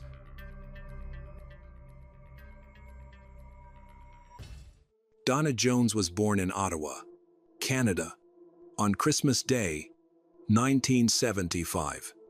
She had two siblings, a sister, Jennifer, and a brother, Derek James. Her father was strict and hot-tempered, believing a wife should defer to her husband. Her mother, Irina, is cheerful and generous, and shares many similarities with her. When she was young, like many other girls, Donna carried a heavy sense of inferiority. She was very shy, largely due to her weight and appearance. However, she is intelligent and ambitious. She completed college and university, then built a successful career in the civil service at the Canadian Food Inspection Agency. She earned a good salary, often helped friends in need, and lived with her parents until 2005. She saved hard, paid off her student loans, and, at 29, bought a small house in Ottawa's Bayshore neighborhood. In her friend group, Donna was the organizer, the one who planned dinners, sports, and winter skating on the frozen canal. Despite her social nature, she remained shy in romantic situations. She confided to her therapist that she was terrified of being alone. The only thing missing in her life, she felt, was a man who would truly love her. In the summer of 2005, a mutual friend introduced Donna to Mark Hutt, their baseball teammate. Mark was a roofer, the same age, and had a difficult childhood. According to Donna, he turned her life upside down. Their relationship moved fast. Mark soon moved into the house Donna had worked so hard to buy. But just as quickly, the warning signs appeared. When she went out with friends, Mark called every 15 minutes. Friends overheard him shouting at her, hurling insults in jealous rages. Donna, though, always made excuses for him. She began rushing home early from social events. She grew increasingly withdrawn and saw less of her friends and even her family. Then came the injuries. Bruises, cuts, and palm-shaped marks, each explained away as an accident. A fall, a bump, or a dog bite. The abuse continued after their engagement. Donna stopped caring for herself. Her hair and clothes at work became unkempt. A month before the 2007 wedding, her friends skipped the bachelorette party and instead held an intervention. One by one, they read heartfelt pleas, urging her not to marry Mark, and offered to take her to a shelter they had arranged. Donna refused. In despair, friends, even the bridesmaid, refused to attend the wedding. But Donna remained steadfast. Her brother Derek said they used to talk daily, but she had grown distant. On a surprise visit, he noticed expensive new toys, an ATV, a pool table, a snowmobile, a new truck, while the house itself was in disarray, with holes in the walls and broken furniture. After the wedding, Derek saw a stark change. Donna was cold, suspicious, and fearful, like a shell of herself. She seemed dazed, as if drugged. 4 years of abuse had erased her spark. Her eyes were vacant, and her injuries worsened. She suffered a broken wrist that required surgical pins. She claimed she had slipped on rocks. By the hot summer of 2009, Donna wore long-sleeved turtlenecks and heavy makeup to hide cigarette burns, and a growing list of other wounds. Once weighing 73 kilograms, she now looked gaunt and older than her age, hardly believing she was in her early 30s. She had a persistent cut on her lip that wouldn't heal, and a limp that wouldn't go away. Her hand has a burn. According to her, it's from a cooking accident. Mark repeatedly tells Donna that he will harm himself if she leaves him, After moving into her home, he declared bankruptcy and became entirely dependent on her. Donna began paying off his debts and, in the process, created her own, buying him expensive gifts and covering his transportation, medical bills, and more. He drained her emotionally, physically, and financially. Mark subjected Donna to severe physical and psychological abuse. Her work performance deteriorated. He frequently called her at work in anger, disrupting her shifts, and her boss grew concerned. In late November 2009, Donna called in sick, claiming she had a cold, but her boss immediately sensed something was wrong. He called the police to express his concerns, but no measures were taken. He decided he would intervene the next time Donna came to the office without Mark. That chance never came. On December 6, 2009, at 9:15 a.m., emergency services received a call from a man reporting that his wife had died. The 911 operator told him to lay her on a flat surface, perform cardiopulmonary resuscitation, and wait for help. A police officer arrived minutes later and immediately noticed an open window. Strange, for the middle of a Canadian winter. Inside, the reason became clear. The window had been opened to disperse a nauseating, acrid smell, unlike anything the officer had ever encountered. In the basement, on the lowest level, he found Donna's body, dressed in a t-shirt and dirty pajama pants, lying on makeshift bedding made from soiled couch cushions. About 40% of her body had third and fourth degree burns. The burns were rotting and oozing infection, and her t-shirt was fused to the purulent wounds. When medics lifted her to examine her, they described her condition as if she had been dragged behind a car through brush. She had bruises under both eyes, and her face was covered in cuts, scrapes, and severe swelling. Mark claimed she had been burned by falling into a fire 12 days earlier, but she refused to go to the hospital. He said he treated her at home, giving her his asthma inhaler when she struggled to breathe and pills for supposed allergic reactions. He also claimed that just 3 hours before the call, Donna had been alive and excitedly discussing Christmas gifts. The pathologist later determined this was impossible. Forensic analysis showed she had died about 12 hours before the 911 call. The cause of death was sepsis resulting from untreated burns, leading to multiple organ failure. The burns were not from a fire, but from boiling water. The worst burns were on her back, indicating she was seated when the liquid was poured. The negative mark on her chest showed that she had crossed her arms in a defensive position, as if she knew she was about to be doused with water. Police brought Mark Hudd in for questioning. By then, his story had changed. He now said that 2 weeks earlier, Donna told him she was leaving him for someone else. He was stressed, standing at the stove cooking a big pot of spaghetti because Donna loved it. As he was boiling water to boil noodles, she came up from behind, saying that she had betrayed him and was leaving. He claimed he grew quietly angry. When Donna was silent, he thought she had left the room, but she was still behind him, squatting down to get dishes from a box to take to work. In his frustration, he tried to pour boiling water into the sink, but tripped into the box, causing boiling water to splash onto Donna, soaking her. He claimed that he had then said that they needed to go to the hospital, but that Donna had refused, being afraid that he would get into trouble. He insisted that it had been an accident and that they could handle it together, but he said that Donna still refused to go. Mark said Donna even lied to her parents, saying she was on a business trip to another city, and called her work to say she had a cold and would be staying home. Mark stated he tried for about a week to persuade her to go to the hospital. While changing her bandages, he claimed he stayed up at night to watch over her. He added that she enjoyed the pasta he fed her. He said all that seriously, without any sarcasm, and despite the tears that kept falling, he still tried to play the role of the grieving husband. But the autopsy told a far darker story. Donna had bandages on her fingers and left forearm, but most burns, especially the deepest ones on her back, were still unhealed. Almost every inch of her body showed signs of assault. About 40% of her skin was covered in severe burns. She had 7 healed rib fractures, likely from kicking, plus 2 recent rib fractures. She also had a broken nose, 2 black eyes, and countless cuts, bruises, scabs, and scratches on her head, knees, and legs. All of these injuries occurred after she was scalded with boiling water 12 days earlier.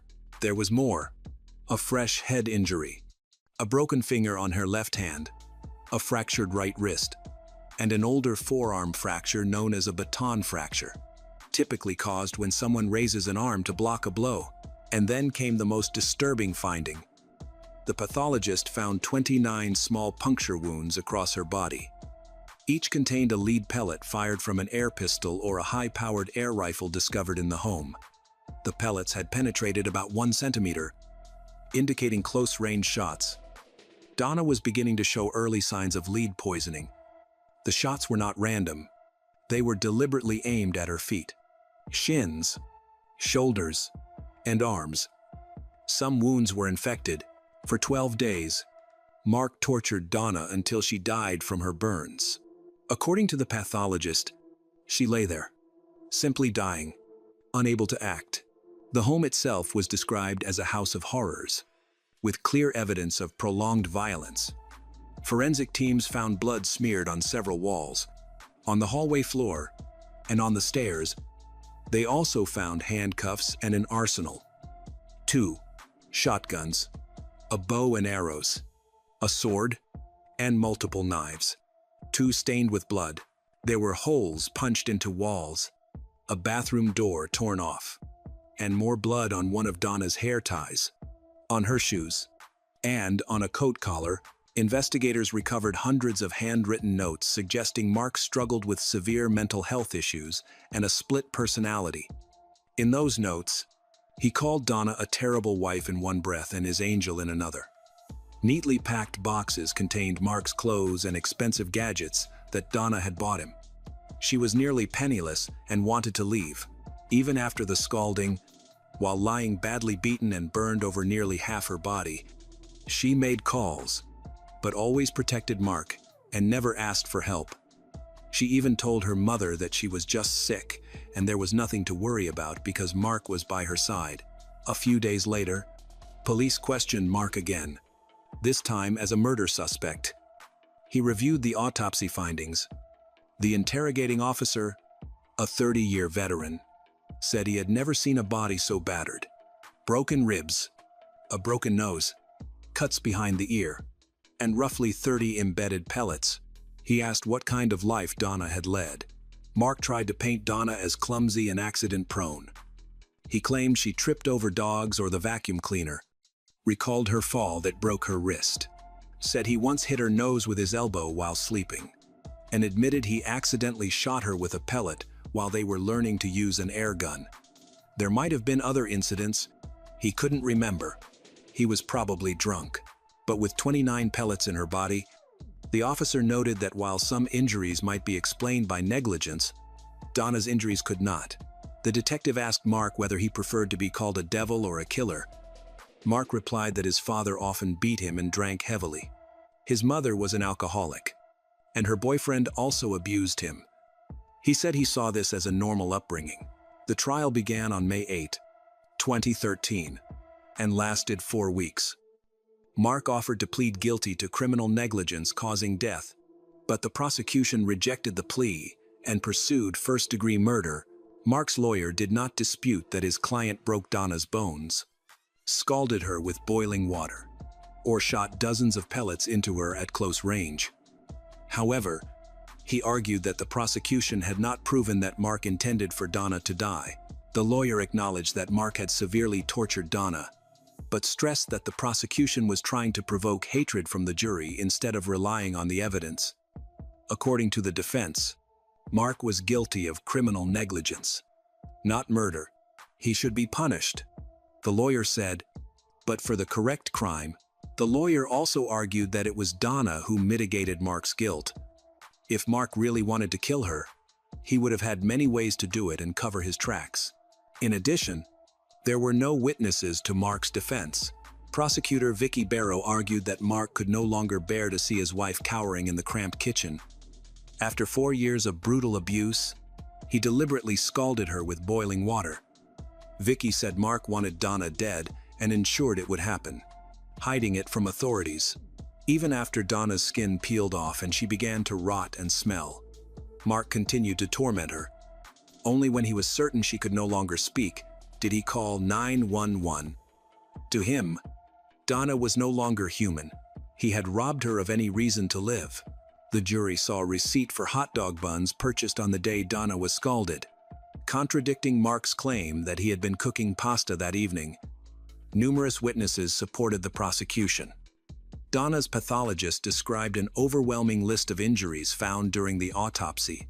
Burn specialist Dr. Joel Fish testified that, had Donna reached his unit, he would have immediately administered strong pain relief out of basic humanity, induced a medical coma, and performed skin grafts.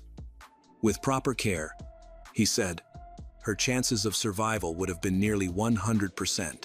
Dr. Joel Fish also dismissed the claim that Donna physically prevented Mark from taking her to the hospital, explaining that someone in septic shock would be too weak to resist. A key witness, domestic violence expert Deborah Sinclair, testified that Donna may be trapped in a trauma bond. This bond is formed through cycles of abuse alternating with unstable moments of affection, and is reinforced by Mark exploiting Donna's insecurities, while also playing the victim to elicit pity. In such situations, she said, victims often place more importance on the consequences that the abuser may suffer than on their own safety, and are even willing to protect the abuser even at great personal risk. Lead detective Michael Hudson said one of the most difficult parts of the case was meeting Donna's family, friends, and colleagues who had tried to intervene and wondered whether they could have saved her. He said they had all done everything they could. There was only one perpetrator, and he would spend a long time in prison. The jury deliberated for less than a day. On June 7, 2013, they found Mark Hutt guilty of first-degree murder, which carries an automatic life sentence with no possibility of parole for 25 years. The maximum in Canada. Donna's brother, Derek, later said that the man who harmed her is in prison for his crimes and will face the consequences for the rest of his life. He believes the justice system worked and that God will handle the rest. When asked how this affected their loved ones, Derek said the family suffered enormously.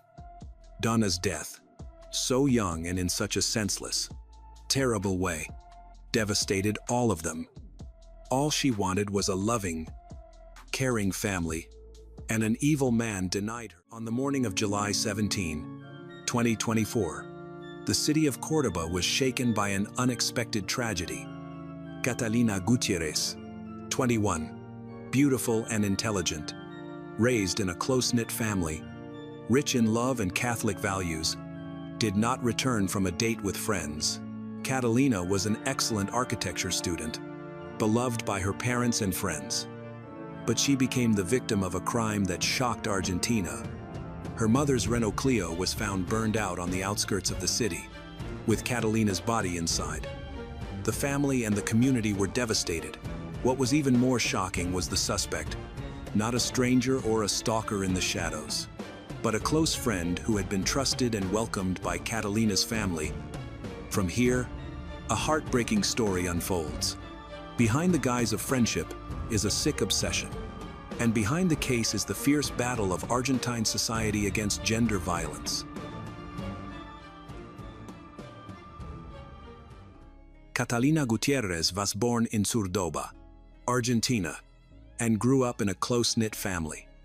Her father, Marcelo Gutiérrez, is a famous architect in the province, who has directed many important projects for the city.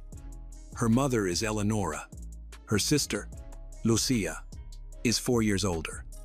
She and her sister are so close that many people consider them twins. As a teenager, Catalina attended a private school, where she was taught Catholic values. She developed a deep relationship with Lázaro. They show one another genuine care.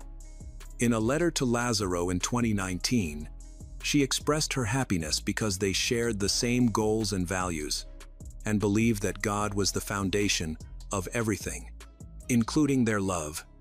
Faith, she said, helped make their relationship stronger and healthier. After finishing high school, Catalina decided to follow in her father's footsteps. She admired him greatly, and they shared a love of music. She enrolled in the Faculty of Architecture and Urbanism at the National University of Cordoba.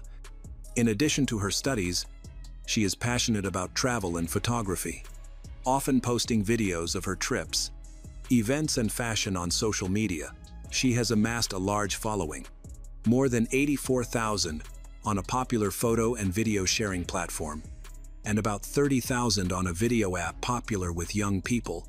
At 21, Catalina lived with her family in a quiet neighborhood. Friends and classmates knew her as an exemplary student who consistently aimed for high grades.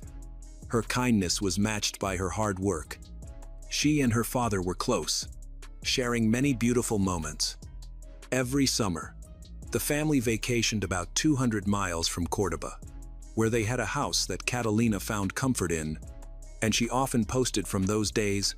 Even as an adult, Catalina's mother remained protective. The family emphasized strong bonds, Catholic values, and a safe upbringing. Aware of real-world risks, they took precautions.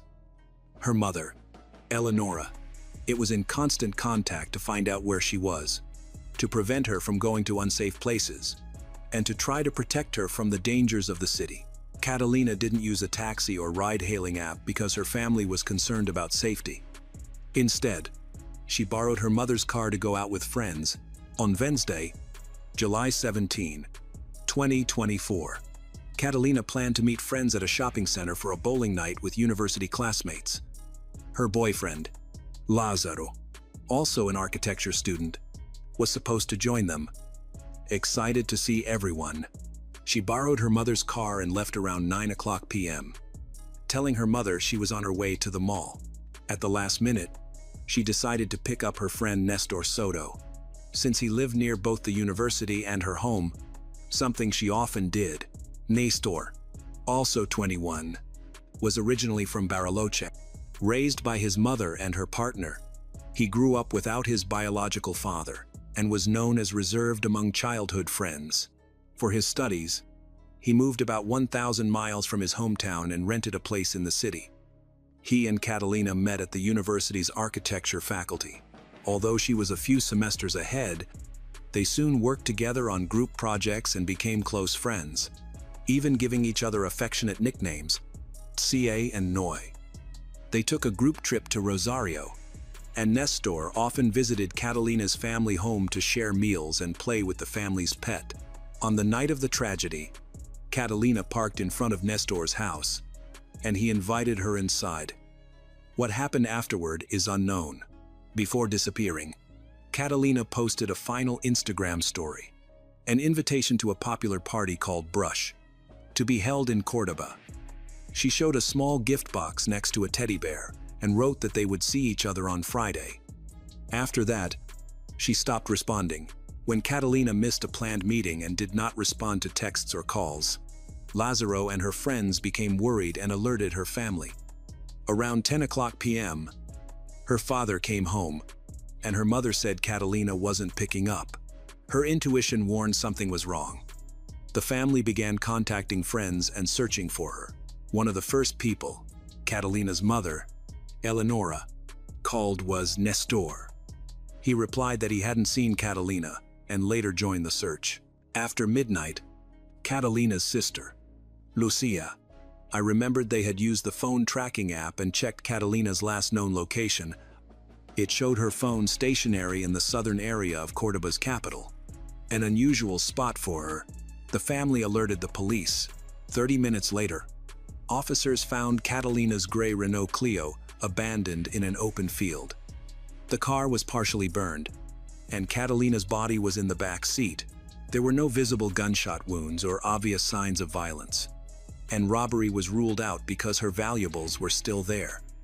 Investigators were struck by the fact that Catalina, who had been driving, was not in the driver's seat. Early findings pointed to a gender-based crime. The perpetrator appeared to have tried to burn the vehicle to destroy evidence, but did not finish the job. Catalina's family learned about the incident and went to the police station to provide basic information. Friends came to support them, including Ezekiel and Nestor. Meanwhile, at the crime scene, neighbors told police that just before officers arrived, a suspicious car had pulled up, and witnesses heard 3 voices coming from it. Using phone tracking data, authorities identified Nestor, a friend and fellow student, as the last person with Catalina. His phone placed him with her at the estimated time of death.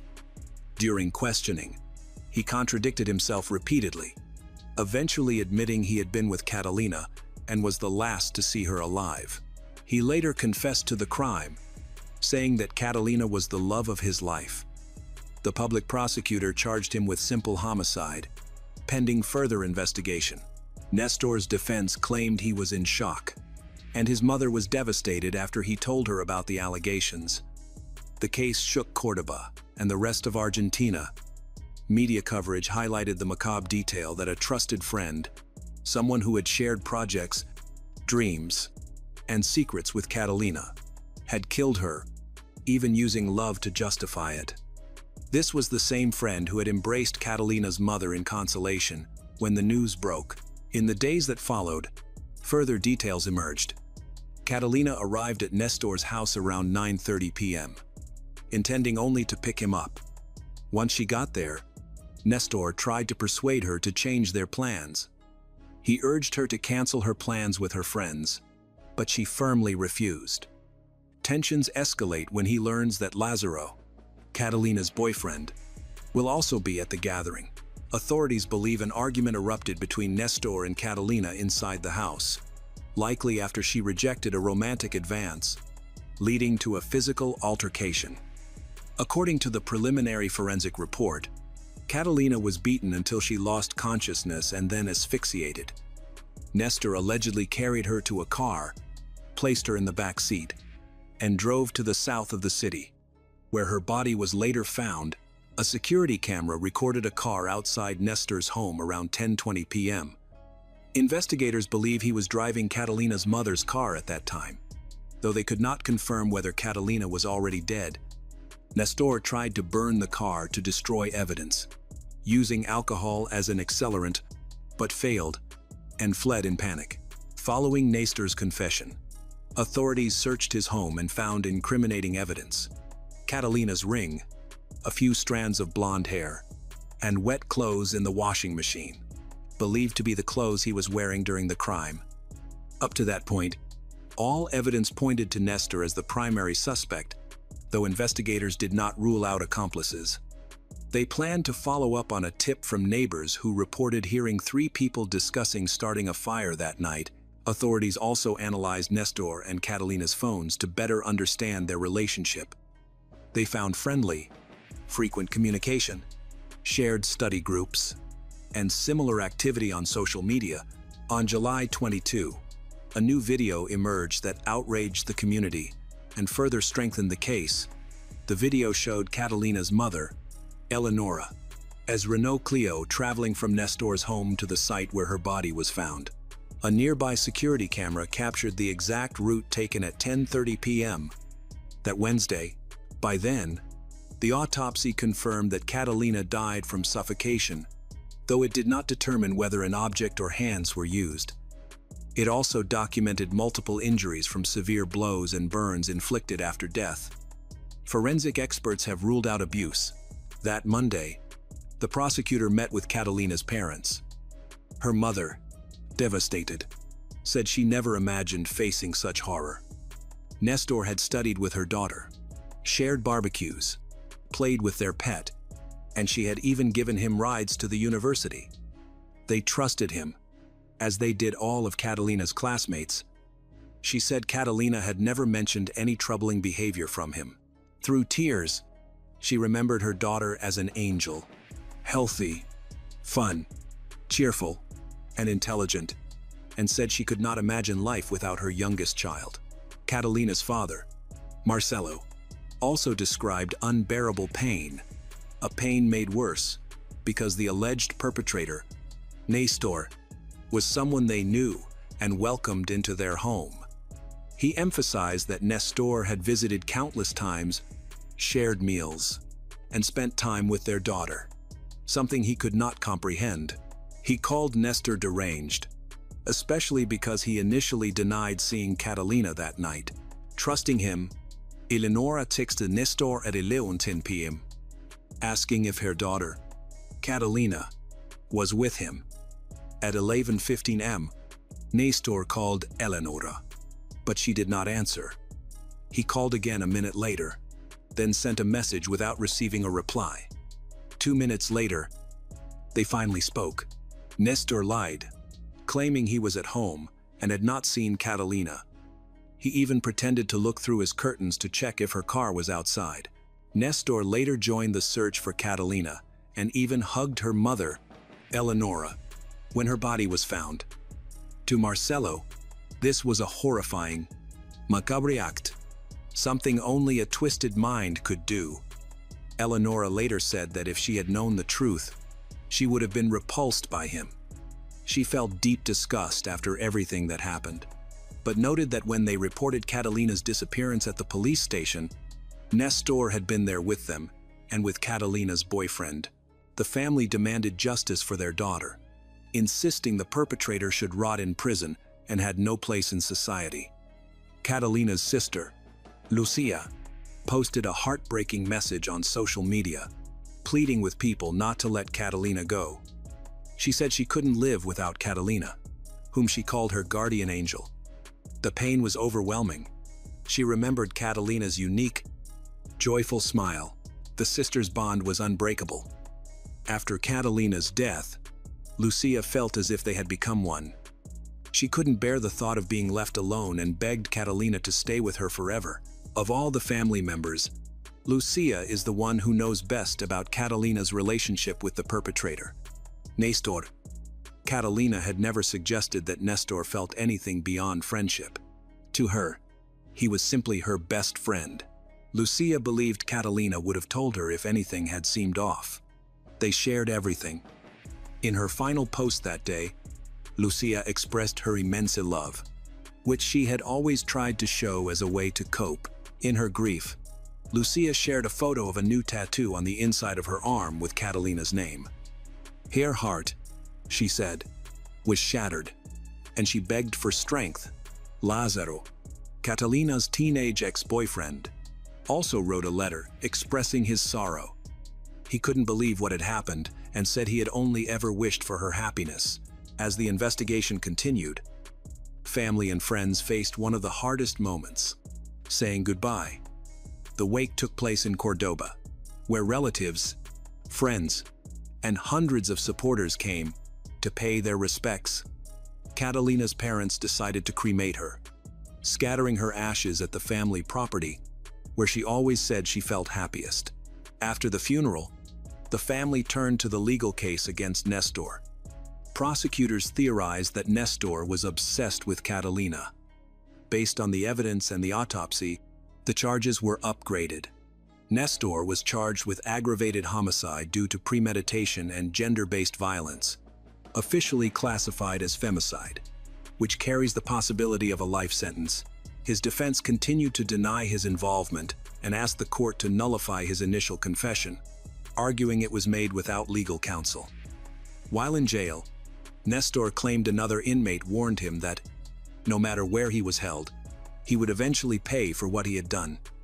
After these threats, he was moved to a lower security section of the prison. On July 27, Nestor was brought to court for an interdisciplinary evaluation. On his attorney's advice, he refused to participate in psychiatric and psychological assessments. A defense spokesperson told the press that Nestor had confirmed their representation and was remorseful and distressed but declined to discuss his confession, citing attorney-client privilege.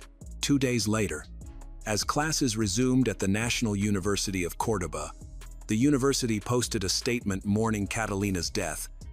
The faculty remembered her with respect and reaffirmed its commitment to preventing gender-based violence, emphasizing the need for comprehensive, collective action to help eradicate it.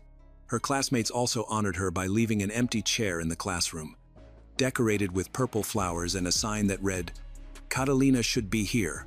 An unexpected turn in the case revealed a different side of Nestor, the man once seen as a kind, reserved friend. It came to light that he had previously been accused of stalking in his hometown. Former classmates from the Don Bosco Religious School, where he finished high school, described him as problematic and nothing like the quiet person many believed him to be. They said he often made inappropriate comments and was widely known as a troublemaker. Not a good friend. He frequently made homophobic, fatphobic, and misogynistic remarks. Many classmates had tried to report his behavior when they were younger, but it was often dismissed as kid stuff. On Friday morning, August 2, 2024, Nestor was taken to the Cordoba courts for another hearing. He arrived handcuffed, wearing a gray sports shirt and black pants. 30 minutes later, he left, attempting to hide his face from the media. During the hearing, it was revealed that he confessed after the prosecution showed him the evidence. In a brief statement, without answering questions, he admitted to killing Catalina and apologized. He acknowledged that he had destroyed her life, harmed both families, and ruined his own, expressing deep remorse. The case remains active. After Nestor's interrogation, the prosecutor lifted the confidentiality order, allowing both the plaintiff and the defense to access the investigation. From that point on, it was up to the lawyers to review the extensive evidence and prepare for trial, which had yet to be scheduled. Gerardo was once called the hero of Costa Rica, a brave young man who dared to expose a harasser of women in the middle of a crowded street.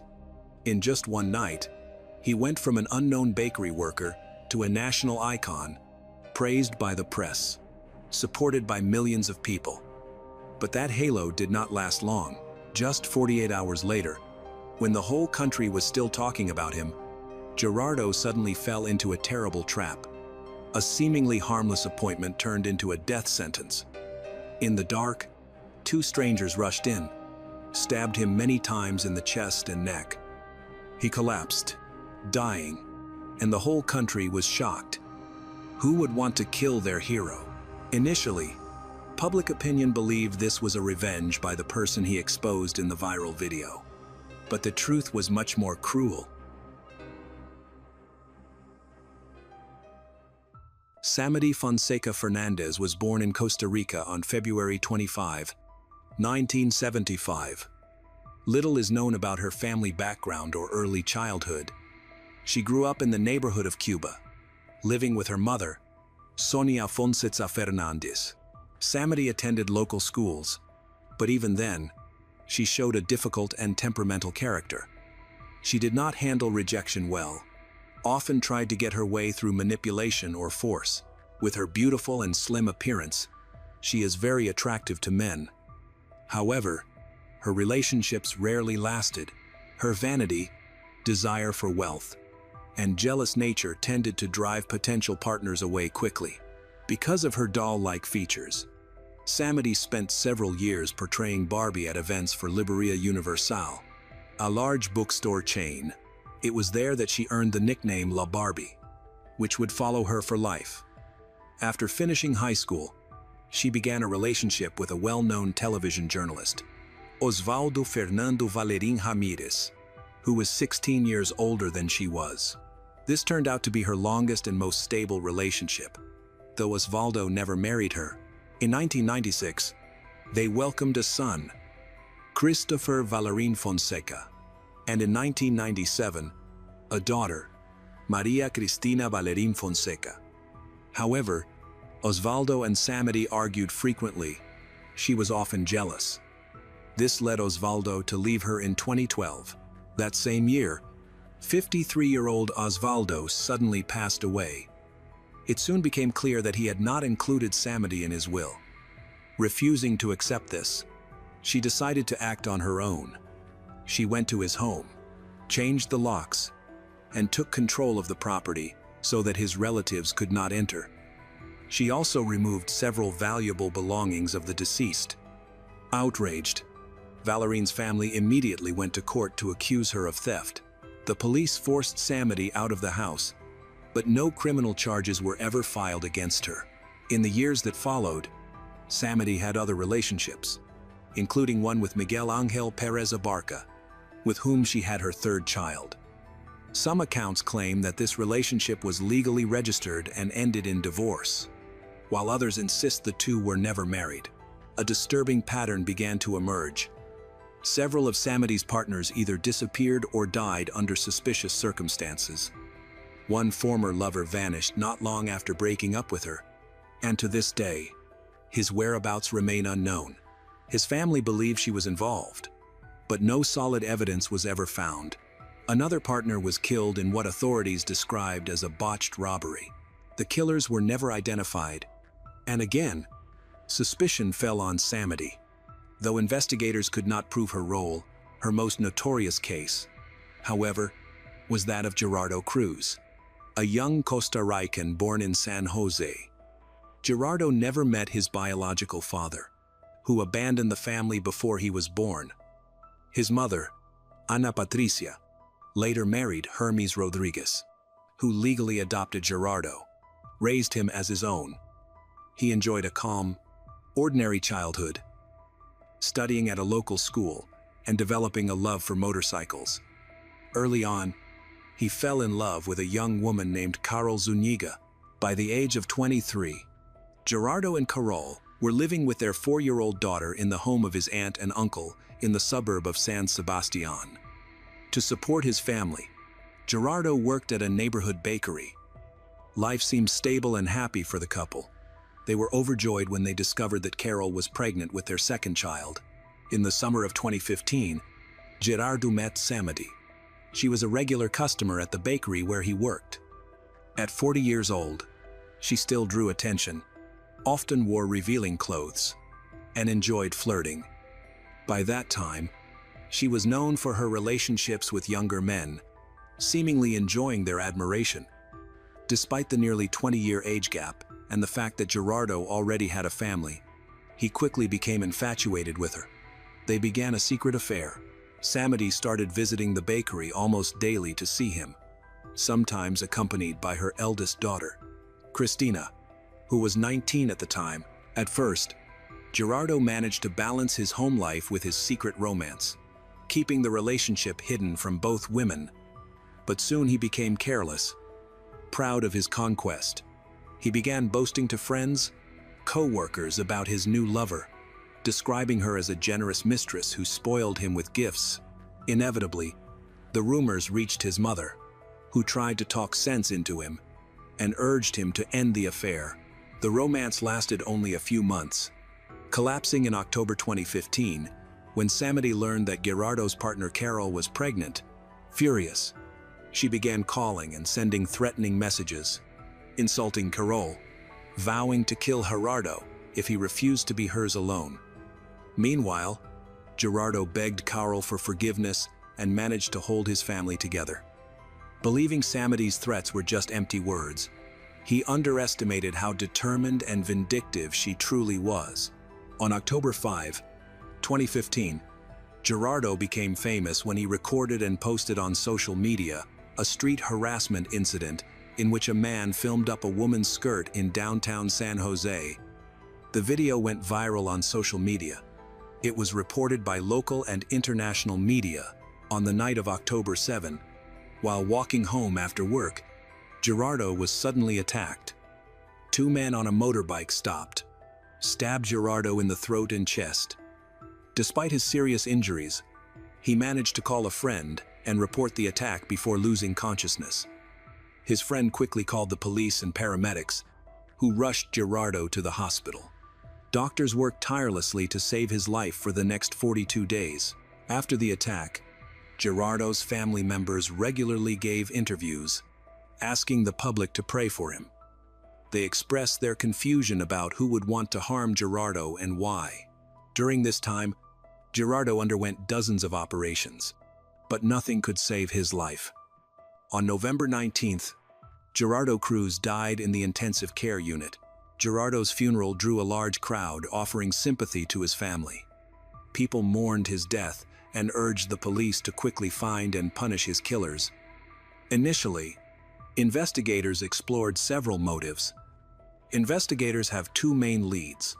He could have been killed out of revenge for reporting the recent harassment, or he could have simply been robbed.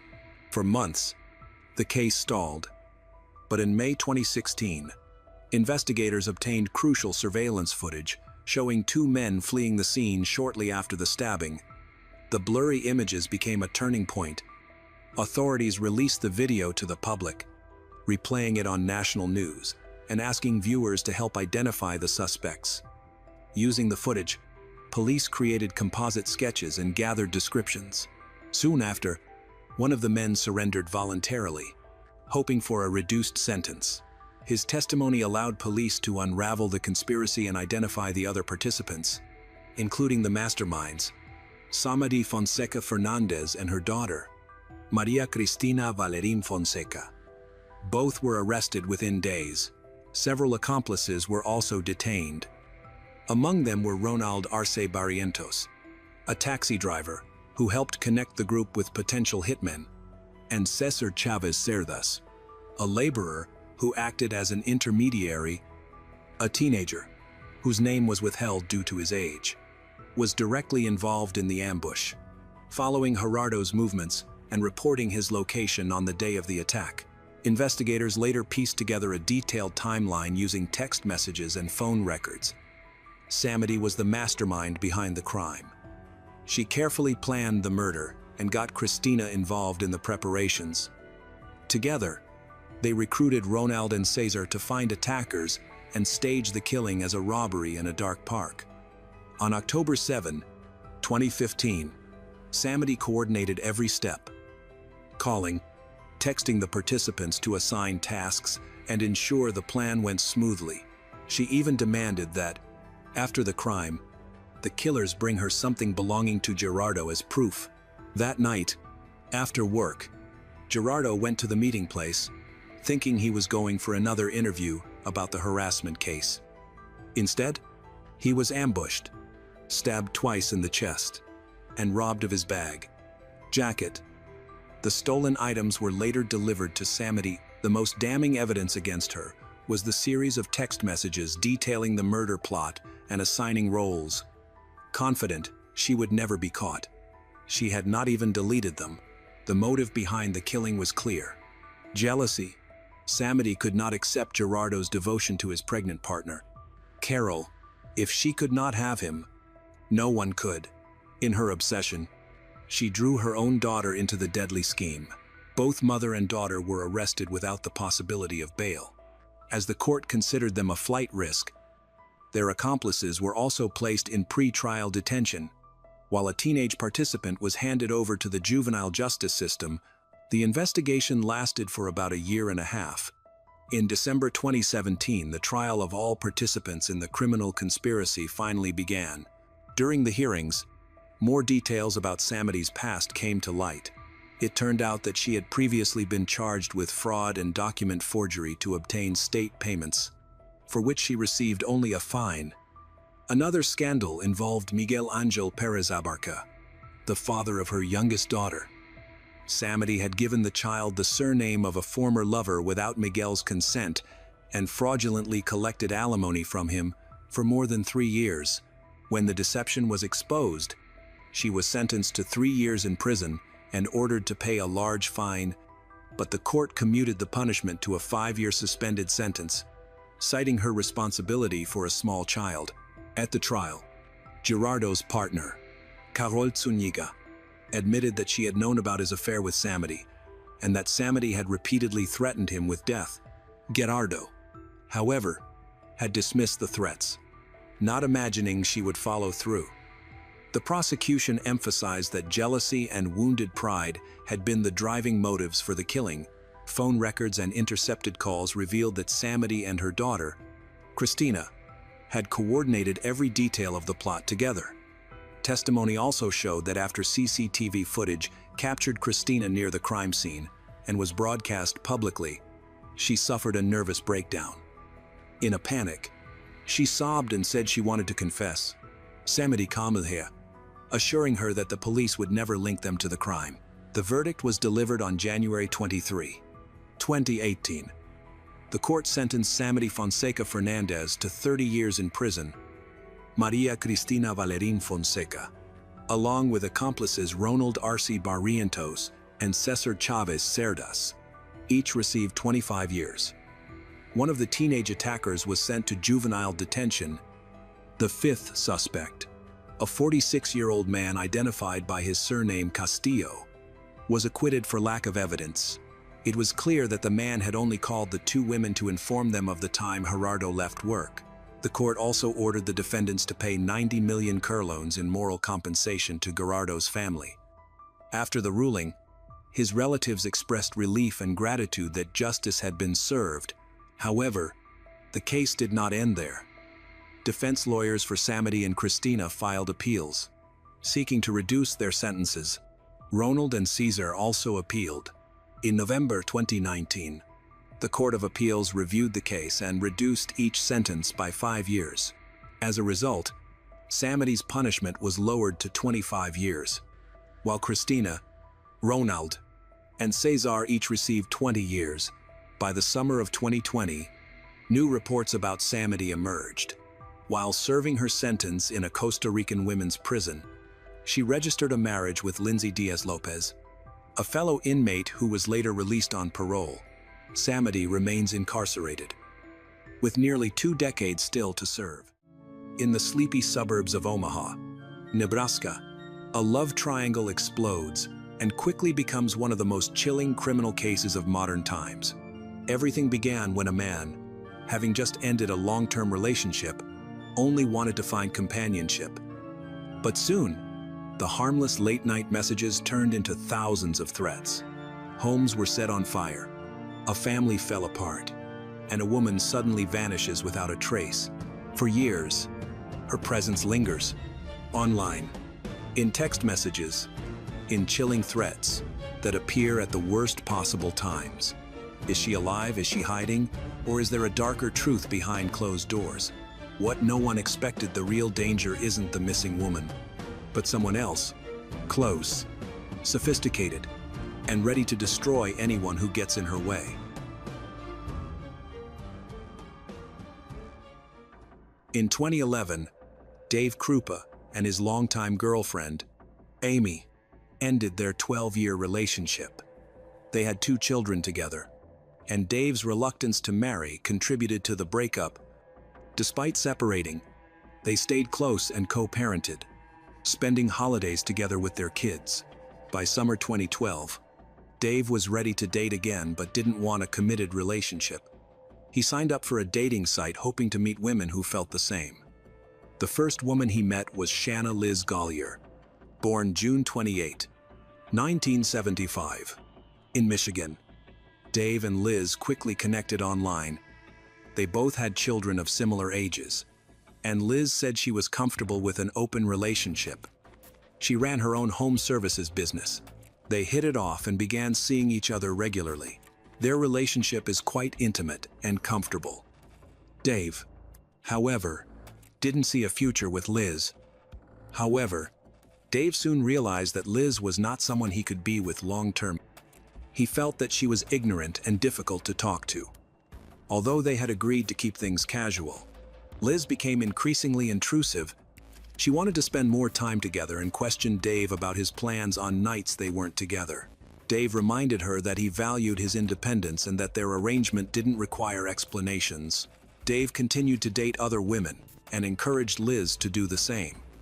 Instead, she deleted her dating profile and said she didn't want to sleep with multiple people. Dave kept seeing her despite being irritated by her behavior. He also noticed Liz became upset when he spent time with his kids and his ex, Amy. He repeatedly clarified that they weren't in a serious relationship and he was free to see others. Although Liz claimed to accept this, her actions suggested she wanted more, which pushed Dave further away. In fall 2012, an attractive woman walked into Dave's office and caught his eye. He didn't speak to her then, but later found her on a dating site. Her name was Carrie Farver.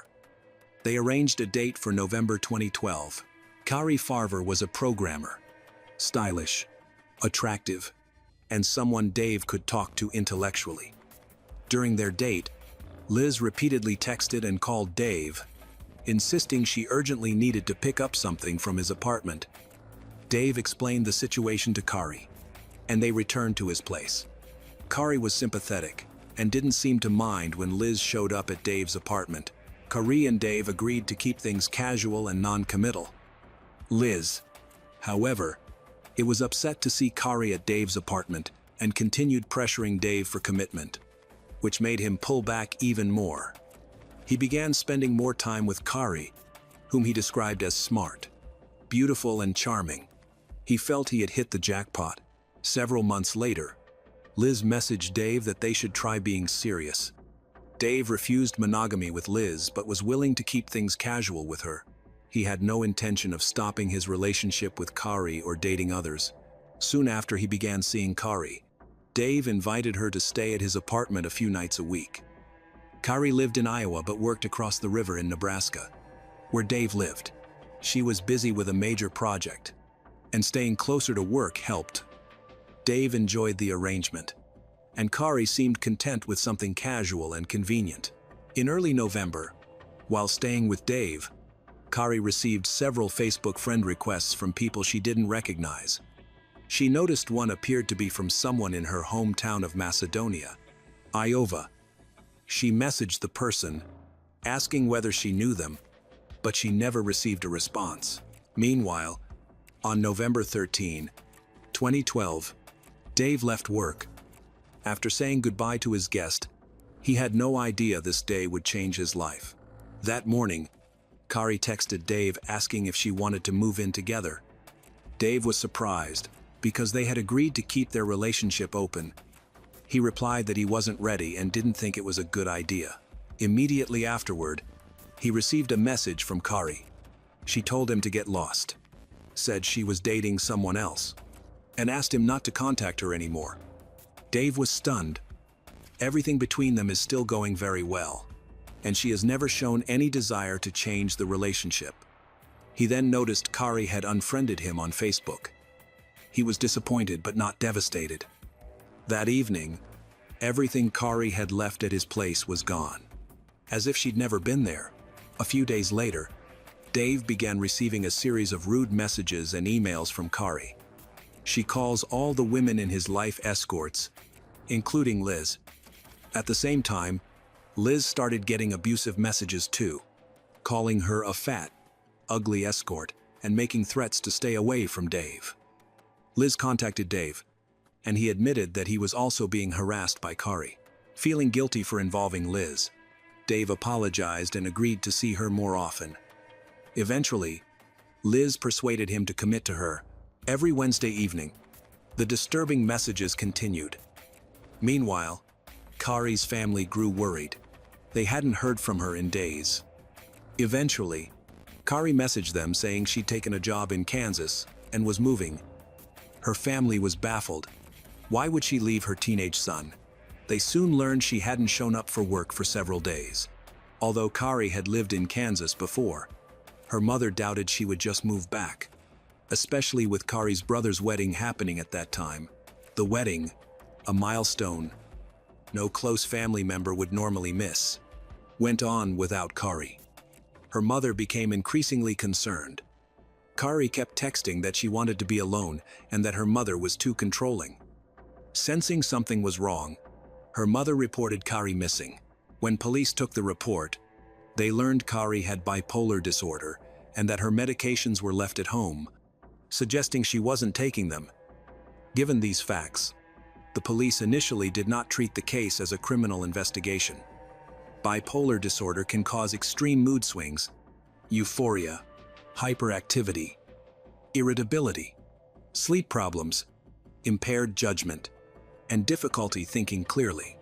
So, officers believed Kari's behavior might be explained by an untreated mental health condition. Meanwhile, the messages to Dave and Liz grew more threatening. One day, Liz came home to find her garage vandalized. Someone spray-painted an insult on the wall. She also noticed that old checks from a closed account were missing. Furious, Liz filed a police report.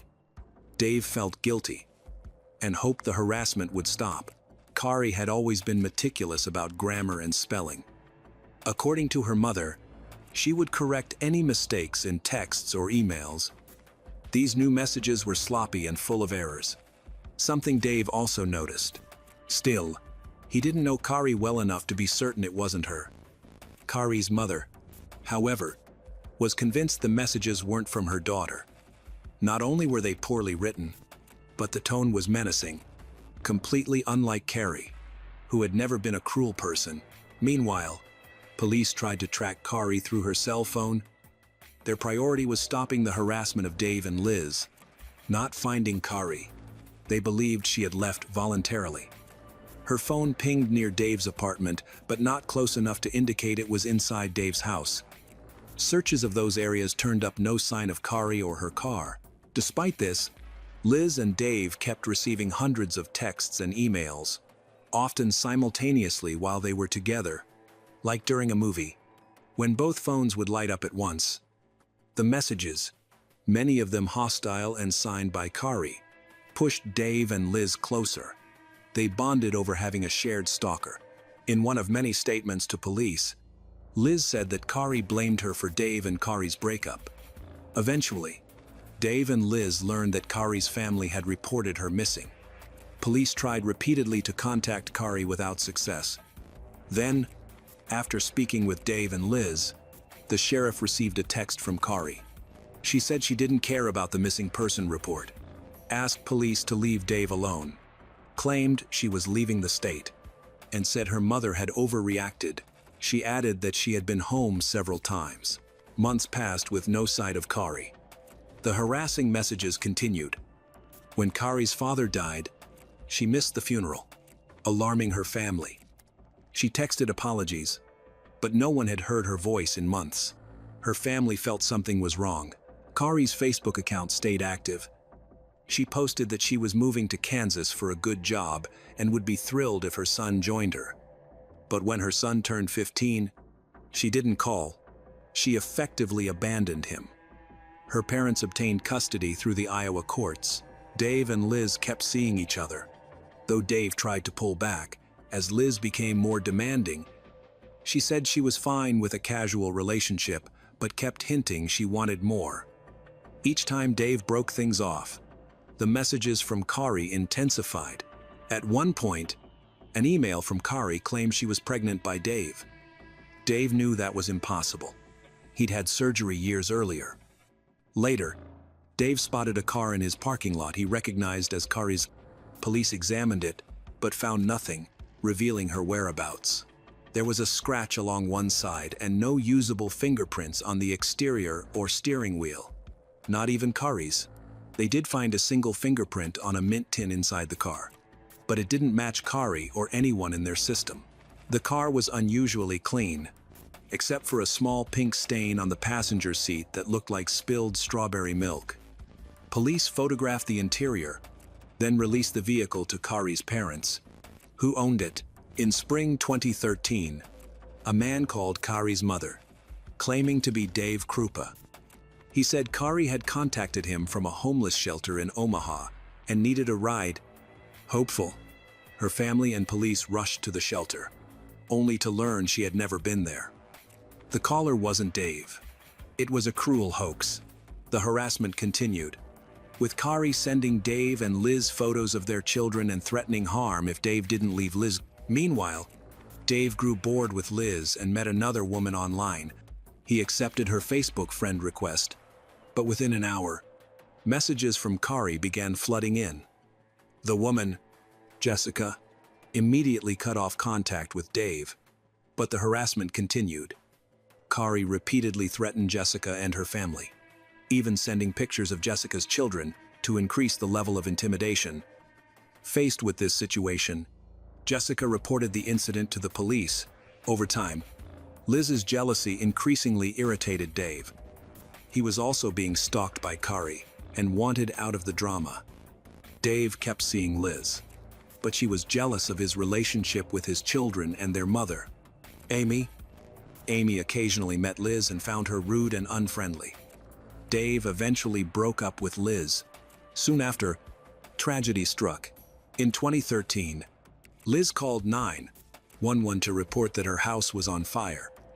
She told police that a few hours earlier, she had received a text from Kari threatening to kill her and her children. Threats, she said, were common. The fire was ruled arson. No one was injured, but all of Liz's pets died. Liz told Dave she was moving and wouldn't share her new address to keep Kari from finding her. Despite this, Liz and Dave continued seeing each other sporadically over the next 2 years. Meanwhile, Amy had a child with another man, but that relationship fell apart. During the holidays, Dave spent time with Amy and all 3 children, growing closer to his youngest daughter. This enraged Liz. By December 2015, Kari Farver had been missing for 3 years. Yet the threats against Liz and her daughter continued. Police grew skeptical.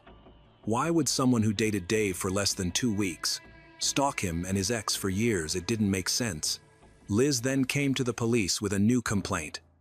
She said she had been threatened again, this time not by Kari. She presented texts and emails, claimed a gun had been stolen from Dave's apartment, which he confirmed, and said she feared Amy planned to attack her and might have attacked Kari as well. Her theory mirrored the police's growing doubts.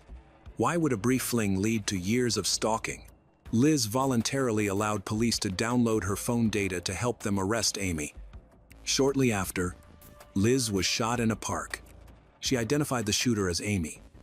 Police questioned Amy, who was visibly shaken, and insisted she hadn't been there.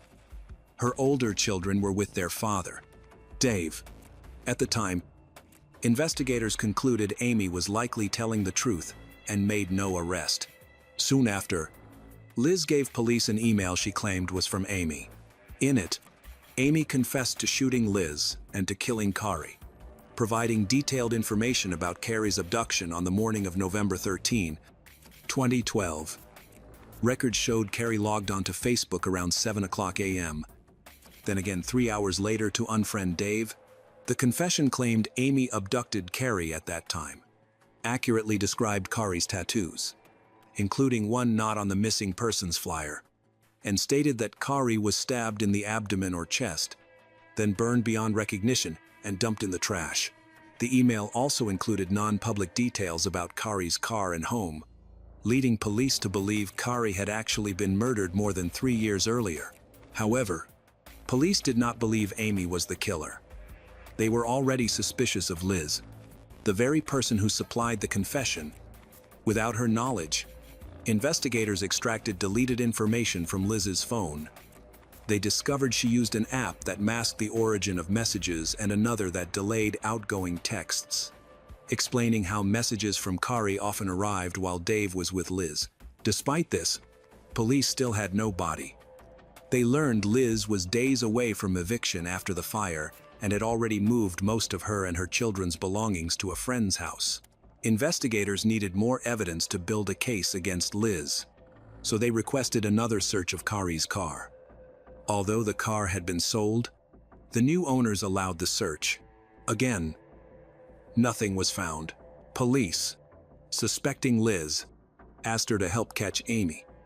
At the same time, they warned Dave that Liz is dangerous and advised him to temporarily move in with his ex-wife Amy and the children. Dave met with Amy. Though he still believed Liz was just jealous and irritating, Liz was furious, which pleased investigators, who hoped her anger would lead to mistakes. Liz soon called the police in tears, claiming Amy had committed murder, shot her, and was still seeing Dave. The police asked her to try to get a more detailed confession from Amy. A few hours later, Liz emailed them another supposed confession. This message claimed Kari was killed in her own car on the passenger side, stabbed in the chest and abdomen, then placed in a garbage bag and burned. The writer also threatened to do the same to Liz. During a third search of the car, investigators removed the passenger seat cover and discovered a large blood stain later confirmed to be Kari Farver's. Tech-savvy detectives then began tracing the hundreds of thousands of messages sent over the years. They eventually linked the IP address used for emails supposedly from Amy to a man named Gareth. Gareth lived with his longtime girlfriend, Shanna Liz Gollier. He explained that he had dated Shanna, whom others knew as Liz, for years before the harassment began. After she lost her home in a fire, he invited her to move in. He often cared for her children while she was away. Once she moved in, she became distant, rarely shared a bedroom with him, and expected him to pay her bills and watch her children, contributing little to the relationship. She spent much of her time on the computer, which police suspected was related to the emails. Police showed Gareth that Liz had him listed in her phone under an insulting nickname, and that she had been secretly dating Dave Krupa for 3 years. Gareth allowed police to search his home, including Liz's room, but they found nothing useful there. However, a search of Liz's former apartment turned up several phones and electronic devices, including a camera that belonged to Carrie Farver. That camera had been used to call Carrie's mother on the day someone falsely claimed Carrie was in a homeless shelter. Investigators also found a voice masking app. Finally, police matched fingerprints found on a mint jar in Carrie's car to Liz. Police arrested Liz for Carrie Farver's murder. However, the case is still not considered completely closed. Liz denied any involvement and blamed Amy for the murder. She maintained her victim persona until she requested a lawyer. In 2017, Liz went to trial for the murder of Carrie Farver. While she awaited trial, an SD card belonging to Liz was found. It contained a photo of a human foot in an advanced state of decomposition, with a tattoo matching one known to be Carrie's. The defense opted for a bench trial, meaning a judge, not a jury, would decide the verdict. Along with physical evidence, prosecutors presented extensive and complex digital evidence. Liz's defense argued that there was no body, no crime scene, no murder weapon, and no proof that Carrie had died. The prosecution countered that the large amount of Carrie's blood found on the passenger seat of her car matched the confession to a stabbing traced to the IP address at Liz's residence. Tests confirmed the blood was not menstrual. A photograph further showed that Carrie had died and that Liz had taken a picture of her body after death. Evidence revealed that Liz led a double life and was a pathological liar. All stalking reports originated from her. She stalked Dave, herself, to frame others, Carrie's family, and any woman Dave dated over the years. This was not her first pattern of obsession. After the father of her youngest child ended their relationship, she stalked his new girlfriend. Even after the couple married and had children, Liz continued to stalk them, and she continued even after their divorce.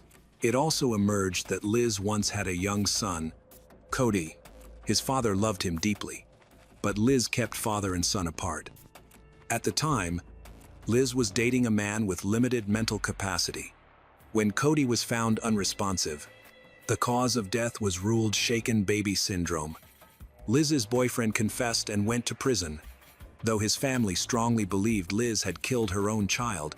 In 2017, Shanna Liz Gollier was convicted of first-degree murder and sentenced to life without parole in the Nebraska Department of Corrections. She also received a 20-year sentence for second-degree arson for setting fire to a rental home. Liz immediately appealed, but the appeal was denied. She is currently incarcerated at the Nebraska Correctional Center for Women and continues to assert her innocence. It was a quiet summer evening in Madbury, New Hampshire. The neighborhood, usually calm and uneventful, was suddenly shattered by the sound of gunfire. At around 8:30 p.m., on August 18, 2025, the local police received multiple frantic calls. Neighbors reported loud bangs echoing from the long home, a home many regarded as a symbol of stability and family devotion. When officers arrived, the front door was ajar, the house unsettlingly still. Inside, they uncovered a tragedy that would leave the entire community stunned. How could a family so admired, so seemingly devoted to one another, be consumed by such darkness? What hidden struggles could drive a household from warmth and love into unimaginable violence?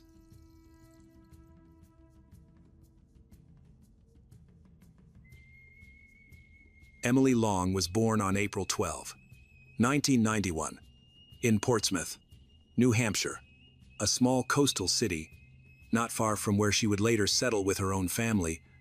With its historic charm, tree-lined streets, and proximity to the ocean, Portsmouth provided a picturesque backdrop for Emily's early years. She was the second of 3 children born to John and Linda, a couple whose lives had already been marked by both joy and loss. Only months before Emily's birth, John and Linda endured the heartbreak of a pregnancy that ended tragically. The grief left a scar, but when Emily arrived, she became a symbol of renewal, living proof that hope could follow sorrow. For her parents, her birth rekindled their determination to build a stable home filled with love and resilience. Linda, a dedicated elementary school teacher, was known for her patience and warmth, qualities she carried into motherhood.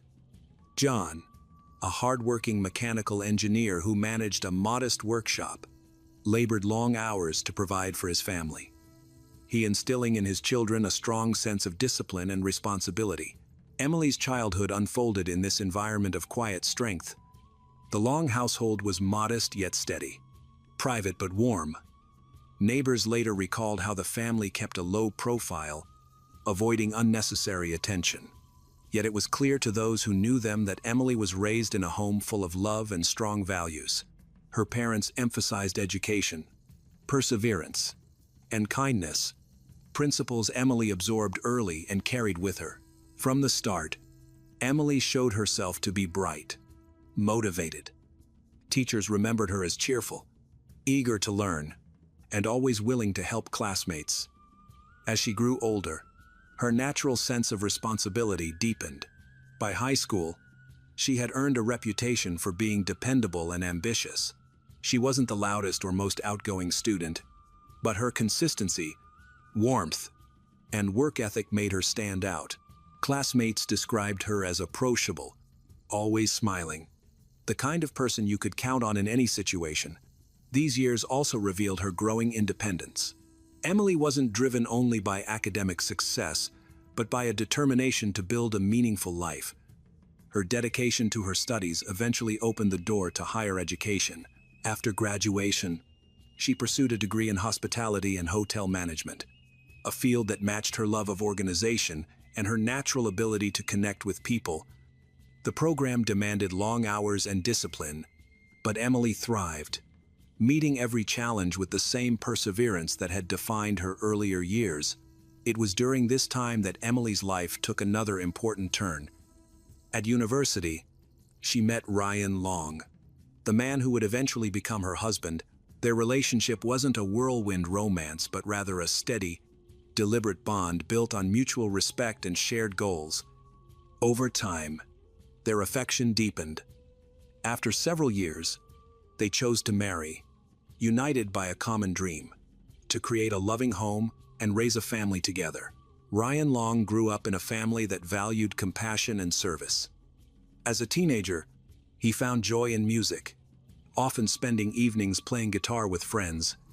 Because he was attracted to teaching and wanted to assist children, he became a teacher in New Hampshire town.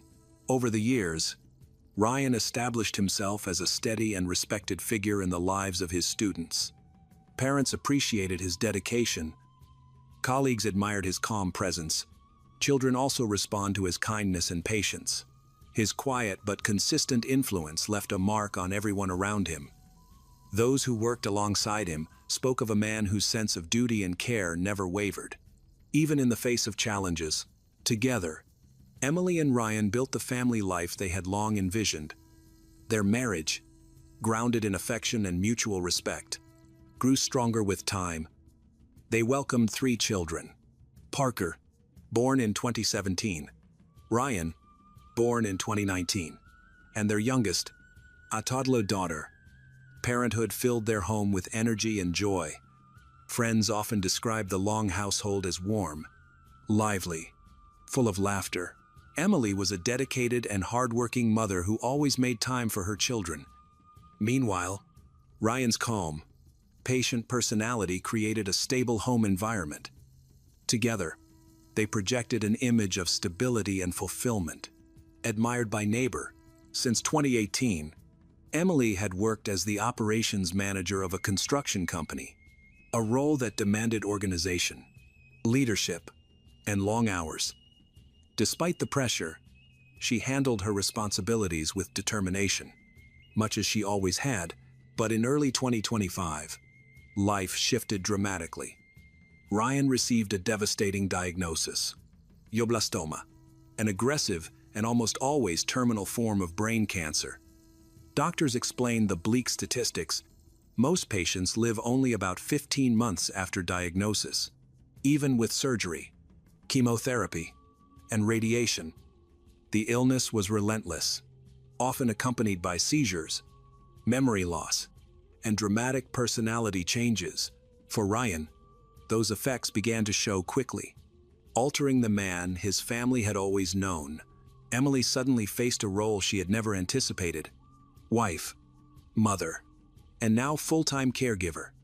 She carried the crushing weight of managing her husband's treatments, raising their children, and holding the household together.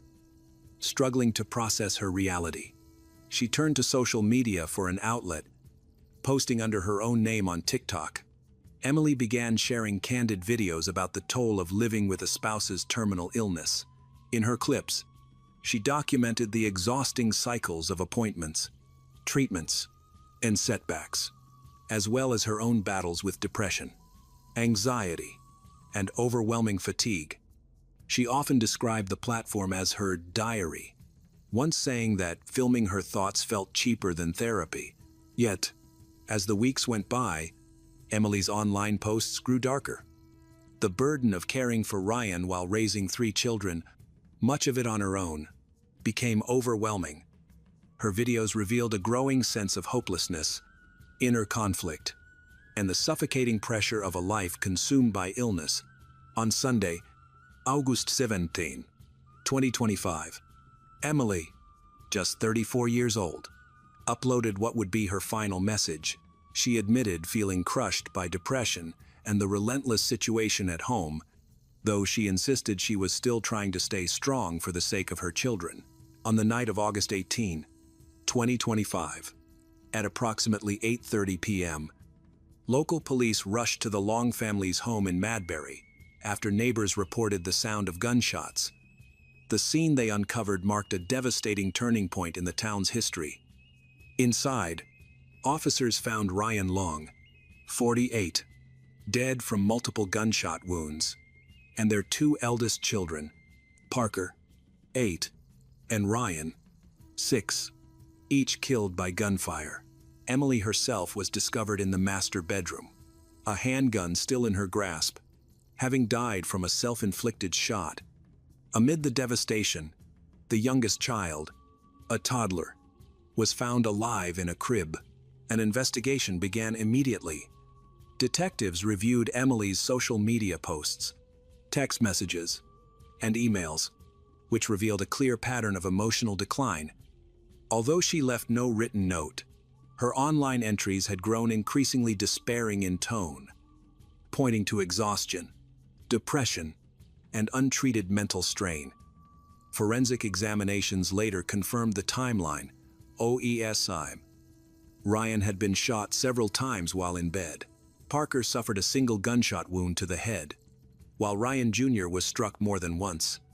Emily's death was confirmed to be self-inflicted by a gunshot wound to the head. Investigators pieced together the sequence of events. At some point on the evening of August 18, Emily retrieved a firearm that legally belonged to Ryan and turned it first on her husband, then on their 2 older children, before ending her own life, the youngest child miraculously surviving. With no signs of forced entry, no evidence of outside involvement, and the weapon traced back to the household, the case was ruled a murder self-inflicted. In the aftermath, the New Hampshire Attorney General's office urged the public not to draw simple conclusions. Officials stressed that tragedies of this scale rarely stem from a single cause. Ryan's terminal illness and Emily's emotional collapse were viewed as major pressures, but investigators also acknowledged broader financial, psychological, and social stressors that may have contributed. For Madbury, a town of barely 2,000 residents. The loss was staggering. Friends and neighbors remembered Ryan as a dedicated teacher, beloved for his calm presence and the care he showed his students. One longtime friend described him as an incredible man whose greatest dream was to be a father, a dream that had defined much of who he was. Neighbors recalled Parker and Ryan Jr. as bright, affectionate, and endlessly playful. Just weeks before the tragedy, they had set up a small lemonade stand outside their home, an innocent act of childhood that now stood in heartbreaking contrast to their fate. Amidst the community's grief, troubling revelations soon emerged. Reports surfaced alleging financial misconduct by Emily at her workplace.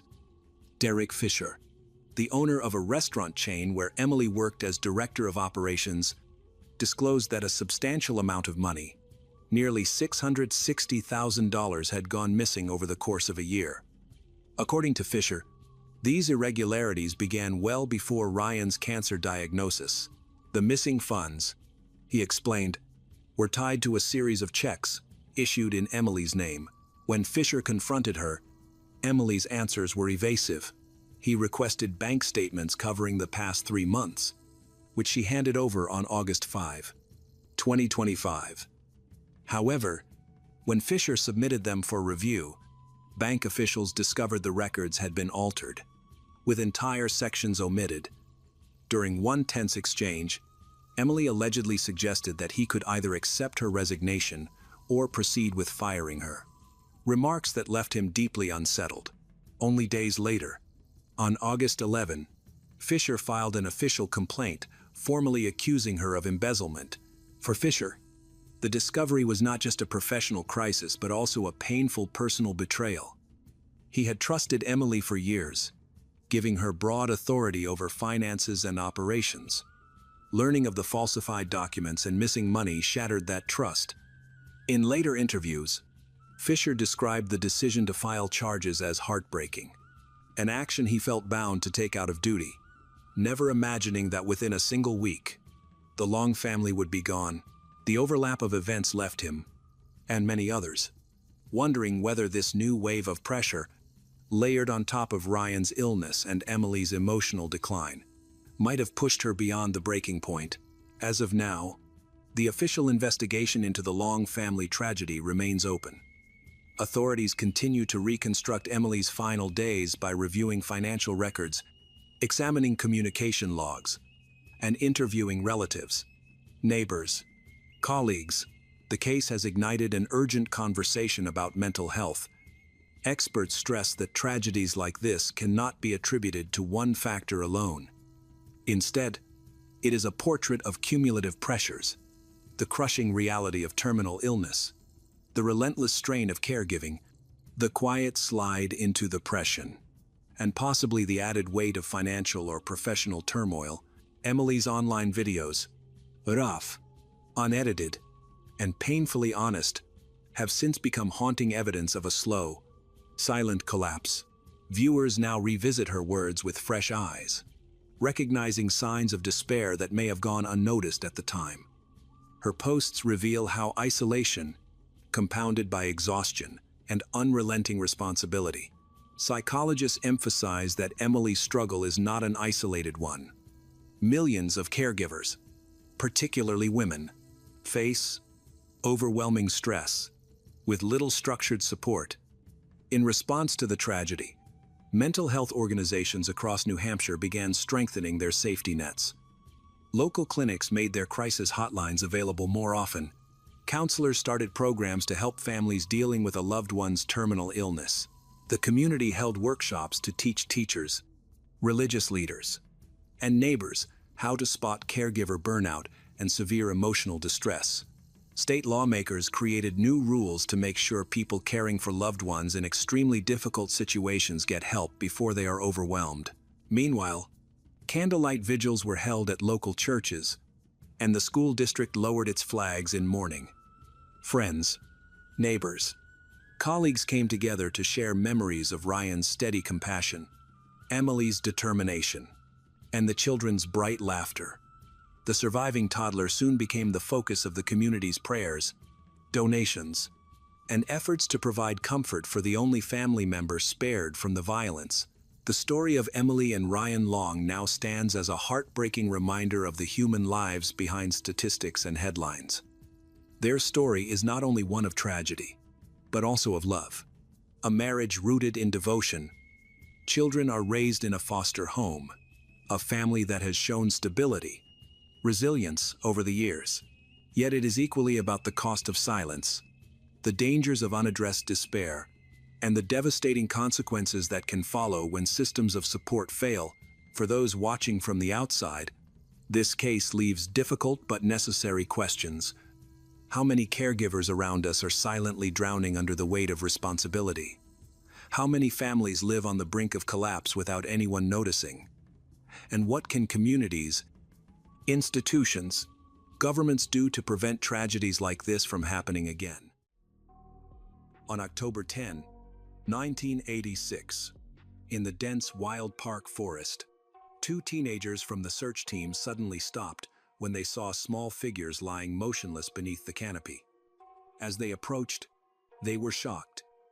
Before their eyes were the bodies of two 9-year-old girls, Nicola Fellows and Karen Hadaway. Both lay in painful positions, their bodies bearing signs of brutal beatings and strangulation. There was no life left, only an eerie silence, the mark of a crime no one dared to imagine. A few hours earlier, the whole town had hoped that this was just a case of lost travel, that the desperate calls of their parents would soon be answered. But in that moment, all hope collapsed. Brighton, normally peaceful, was plunged into horror. A sudden disappearance turned into a crime that shocked the whole country. From here, a long journey began. Mistakes followed by suspicions, trials lasting decades, and an obsession that never subsided. Who is the real killer? And how did he escape justice for more than 30 years?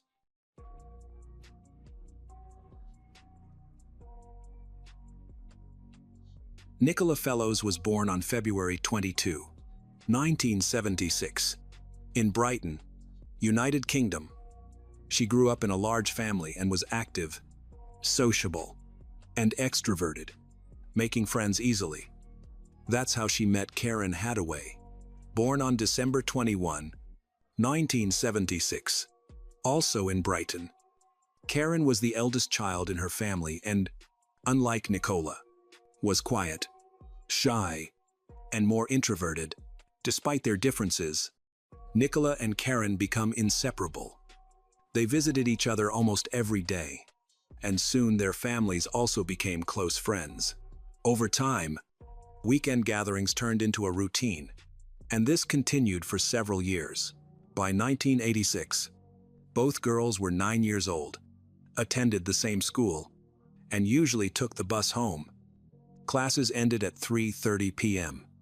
After school, they typically went home, changed, and met up to play, often riding scooters or bikes in the yard until around 5 p.m. Nicola's mother sometimes asked her older daughter to watch the younger one, so the three of them would play together, while she kept an eye on them from the window. She preferred that they stay in the yard, though she occasionally allowed them to go to the neighboring yard where the Hadaways lived. On October 9, 1986, the day began as usual, but by 5:20 p.m., Nicola had not returned home. Her mother went to Karen's house, where Karen's mother said they went on scooter rides as usual. She added that around 5 p.m. the girls had come by, refused food or drink, and asked to go to the park. According to Karen's mother, Nicola said her own mother had given permission, so Karen's mother agreed and let them go. Nicola's mother later insisted she had not given any such permission, and that Nicola had not even asked. Realizing that Nicola and Karen may have entered the park without permission, both mothers began searching. Outside, neighbors reported seeing the girls heading toward Wild Park at about 5:15 p.m. They were also spotted on a swing near a tree, not far from the park entrance. The mothers followed that lead but found nothing. They spoke to a 14-year-old boy who said he saw the girls around 5:30 p.m. heading toward a shop. He told them to go home, but they laughed and ran off. The two mothers continued to search. By 6:00 p.m., Nicola and Karen were still missing, even though the whole area knew about them.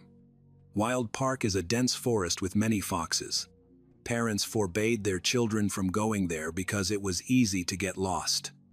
The two girls were also afraid of the dark. Their parents had warned them that there was a bogeyman in the forest to keep them from going near it. However, according to many witnesses, the last time they saw the two children was in this area. The two mothers searched, calling out Nicola and Karen's names, but there was no response. Fearing that their children were lost in the woods, they called the police. Officers responded quickly and began searching Wild Park.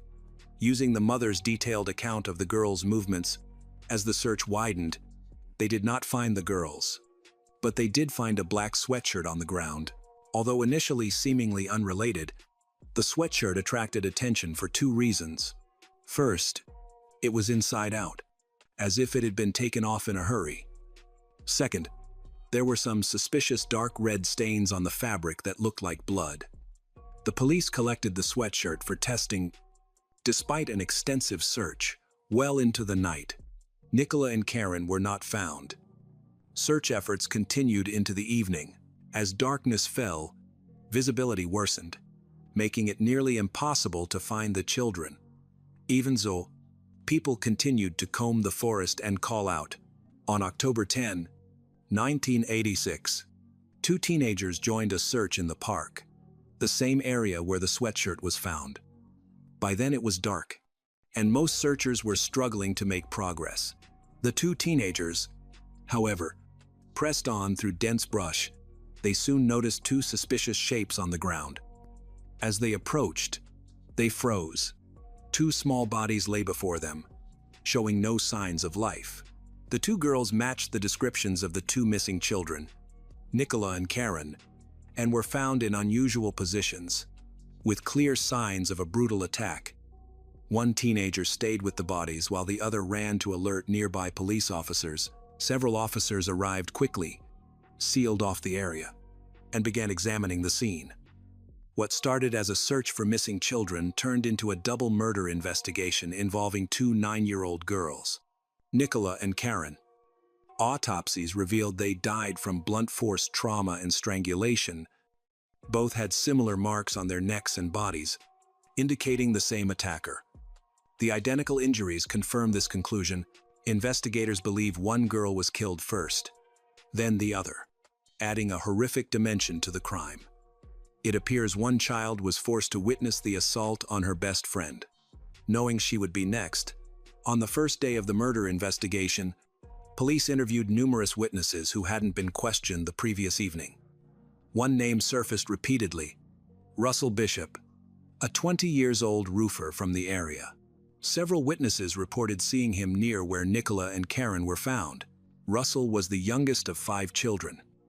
Born on February 9, 1966, in England. Details about his early life are hard to verify, but it is known that his father had once been a suspect in a criminal case. Separately, on October 12, 1978, Margaret Frame took her dog to Stanmer Park in Brighton, as she did every day. She never returned from that walk. Detectives later determined she had been struck on the head with a blunt object, lost consciousness, and collapsed. She was then abused and stabbed in the heart. She died and was left in a remote part of dense woodland. The attacker later returned, stripped her, and buried her in a shallow grave. A search began the next day, but her body was not found for 10 days. Although the case remained unsolved for years, Russell Bishop was repeatedly questioned. Unfortunately, the attacker left no conclusive evidence at the scene or on the body to directly link him to the crime. Russell was never charged, though he remained a prime suspect. His mother, Sylvia, was well known as a professional dog trainer who competed internationally and had a wall covered with awards. She also loved children and doted on her youngest son. Russell struggled in school and had learning difficulties. At 15, he was sent to a special school at St. Mary's Church. which he disliked. About 2 weeks later, his parents were notified that he had run away. They learned he had packed a backpack and escaped through a window at night, then hitchhiked away. Although his parents were frantic, he returned home on his own soon after. His behavior worsened. He began committing crimes. In 1984, he was arrested and fined £200 for theft. Within weeks, he was arrested again for stealing radios from several cars. More car theft charges followed, but he repeatedly avoided prosecution. Impunity only made the situation worse. A more serious incident followed when Russell was arrested on suspicion of involvement in a violent crime. A group of teenagers in Brighton assaulted several people, beating them and stealing their belongings. Russell was believed to be part of the group, but no evidence linked him to the attack. People who knew him well described Russell as a liar who easily manipulated others. He had an inflated ego and abused alcohol and banned substances. He was especially good at making up stories about himself to impress women, and his lies were convincing enough to deceive naive, trusting people. In 1986, at the age of 20, Russell was an attention-seeking, immature young man. However, his family and friends still considered him harmless, just rebellious. He was dating Jenny Johnson at the time, and they had a child together. On the surface, they looked perfect. In reality, everyone knew Russell had a 16-year-old mistress. There were also disturbing rumors that he was attracted to very young schoolgirls, ages 10 to 14. He repeatedly made inappropriate comments about little girls.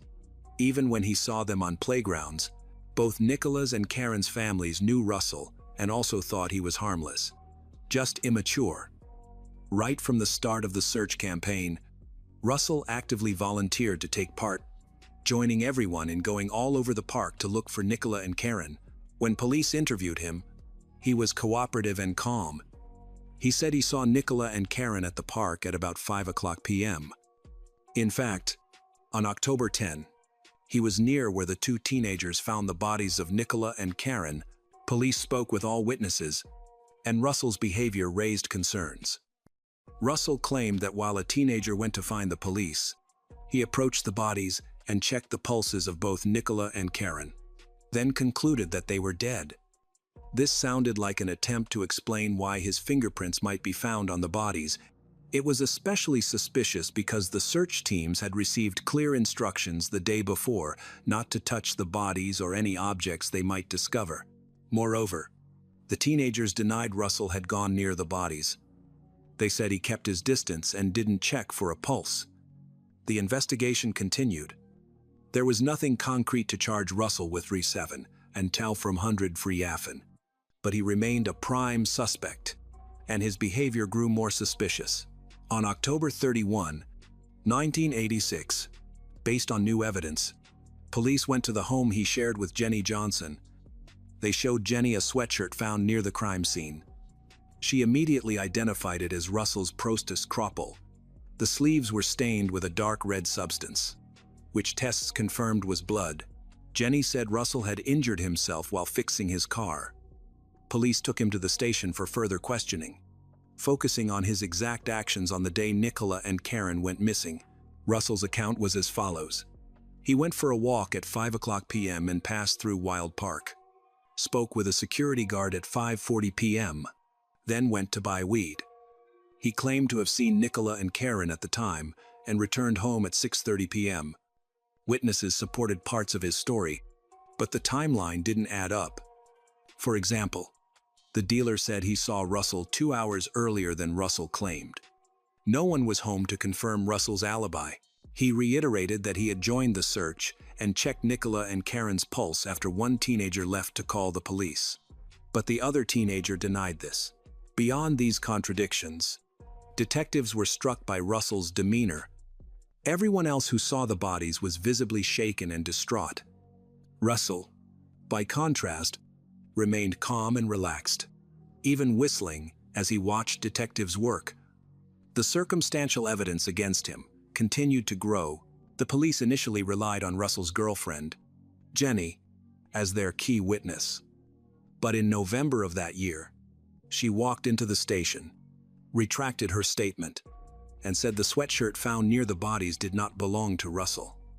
She added that if called to testify, she would deny everything. After this, the investigation stalled. Russell spent some time in jail, then was released on bail. He went to Nicola's family home, spoke politely to them and asserted his innocence, calling the situation a misunderstanding. He even offered to help and promised to share any information with the police. On December 3, Russell was arrested again. This time, Russell was officially charged with the double murder. The murder of two girls in the woods, Nicola and Karen, became the most talked about case in Britain. Journalists covered every development, and the story dominated national news. On television, it was dubbed the Wood Babes. On January 2, Jenny Johnson spoke to reporters. She said she had been mistaken about the sweatshirt and claimed she never recognized it as Russell's, accusing detectives of inventing details. The trial began in November 1987, and Jenny's position remained unchanged. She insisted she had never identified the sweatshirt as Russell's. He owned a similar one, but not the same. She also denied knowing anything about stains on her sleeves, suggesting the police had fabricated evidence to close the case. However, dried red paint on a sleeve matched the markings on Nicola's neck and on Karen's t-shirt, strongly suggesting recent contact with both. Fragments of ivy, similar to those at the crime scene, were also found on the sweatshirt, though this was not conclusive. In court, the defense highlighted flaws in the investigation, arguing that any stains on Nicola and Karen's necks could have been caused by Russell checking their pulses. Although another teenager said Russell never went near Nicola and Karen, the defense questioned the prosecution's argument, suggesting the sweatshirt may have been contaminated. They also noted that some items, such as Nicola and Karen's underwear, which had traces of blood, had yet to be fully analyzed. After several days of arguments, the defense shifted momentum in their favor. On December 10, 1987, Russell Bishop was acquitted and released. He quickly portrayed himself as a victim and worked to clear his name, frequently meeting with journalists who were eager to interview and film him. Russell then began spreading the claim that Barry Fellows, Nicola's father, might be responsible. He accused Barry of domestic violence, saying he had watched him abuse his wife and children for years, but had been unable to intervene. These allegations spread widely, although Barry had never been a suspect, and there was no evidence, nor even a formal accusation, of domestic violence. The public turned on him. His family denied the claims, but he suffered greatly from the falsehoods. Threatening graffiti appeared on his front door, and hostile letters arrived. The situation became so severe that the police held a press conference to deny any accusations against him. Even then, the local community continued to pressure him, while Russell continued to depict himself as the victim. Many people believed Russell was innocent. Barry and his family, however, refused to give up. On 19 August 1989, Barry and others joined a march demanding justice for Nicola and Karen. He aimed to clear his name and see the real culprit held accountable. He remained convinced that Russell was involved, though his primary goal was to prevent the case from being closed. His efforts paid off. On February 2, 1990, he received a letter confirming that the investigation had been reopened. 2 days later, on February 4, 1992, another crime occurred. 7-year-old Rachel Watts, who lived with her parents in Brighton, went out for a walk. When she returned, she asked her father for money to buy a chocolate bar from the corner store 2 blocks away. He told her to come back quickly and allowed her to go alone, hoping it would foster her independence. Too much time passed, and Rachel didn't return. Worried, her father went out to look for her. He spoke to people along the way and reached the store, only to learn she had never arrived. He contacted the police and waited at home for news. After several hours, 2 officers arrived and told the parents that Rachel was in the hospital. When they got there, They were not allowed to see her immediately because she was considered a key witness. Rachel had been assaulted, and detectives wanted to speak with her before emotions could influence her account. According to police and witnesses, Rachel was found naked and wandering along a road about 10 kilometers from her home. She was battered, dirty, and bleeding from abuse. 2 passers-by saw her, wrapped her in a blanket, took her home, and immediately called the police. The investigation began at Dayport. Rachel told investigators that on her way to the store, she noticed a young man working on a car. Because her father was a mechanic, she felt comfortable approaching him and asked what he was doing. Instead of answering, he grabbed her, shoved her into the trunk, and drove off. She screamed and pounded on the trunk. The car eventually stopped in a wooded area. The kidnapper forced her into the back seat, abused her, and then tried to strangle her. Rachel remembered the light fading and then losing consciousness. When she woke up, she was naked and alone in the forest. Injured and disoriented, she managed to make her way out, where 2 people found and rescued her. 3 days later, after receiving initial medical care and psychological support, Rachel went to the police station to identify the perpetrator. In a line of 10 people, she did not hesitate to point out the 9th, Russell Bishop. Police seized his car for forensic testing. Investigators found Rachel's blood in the trunk and additional blood on the back seat, confirming her account. On December 13, 1990, Russell Bishop was charged with kidnapping, assault, abuse, and attempted murder.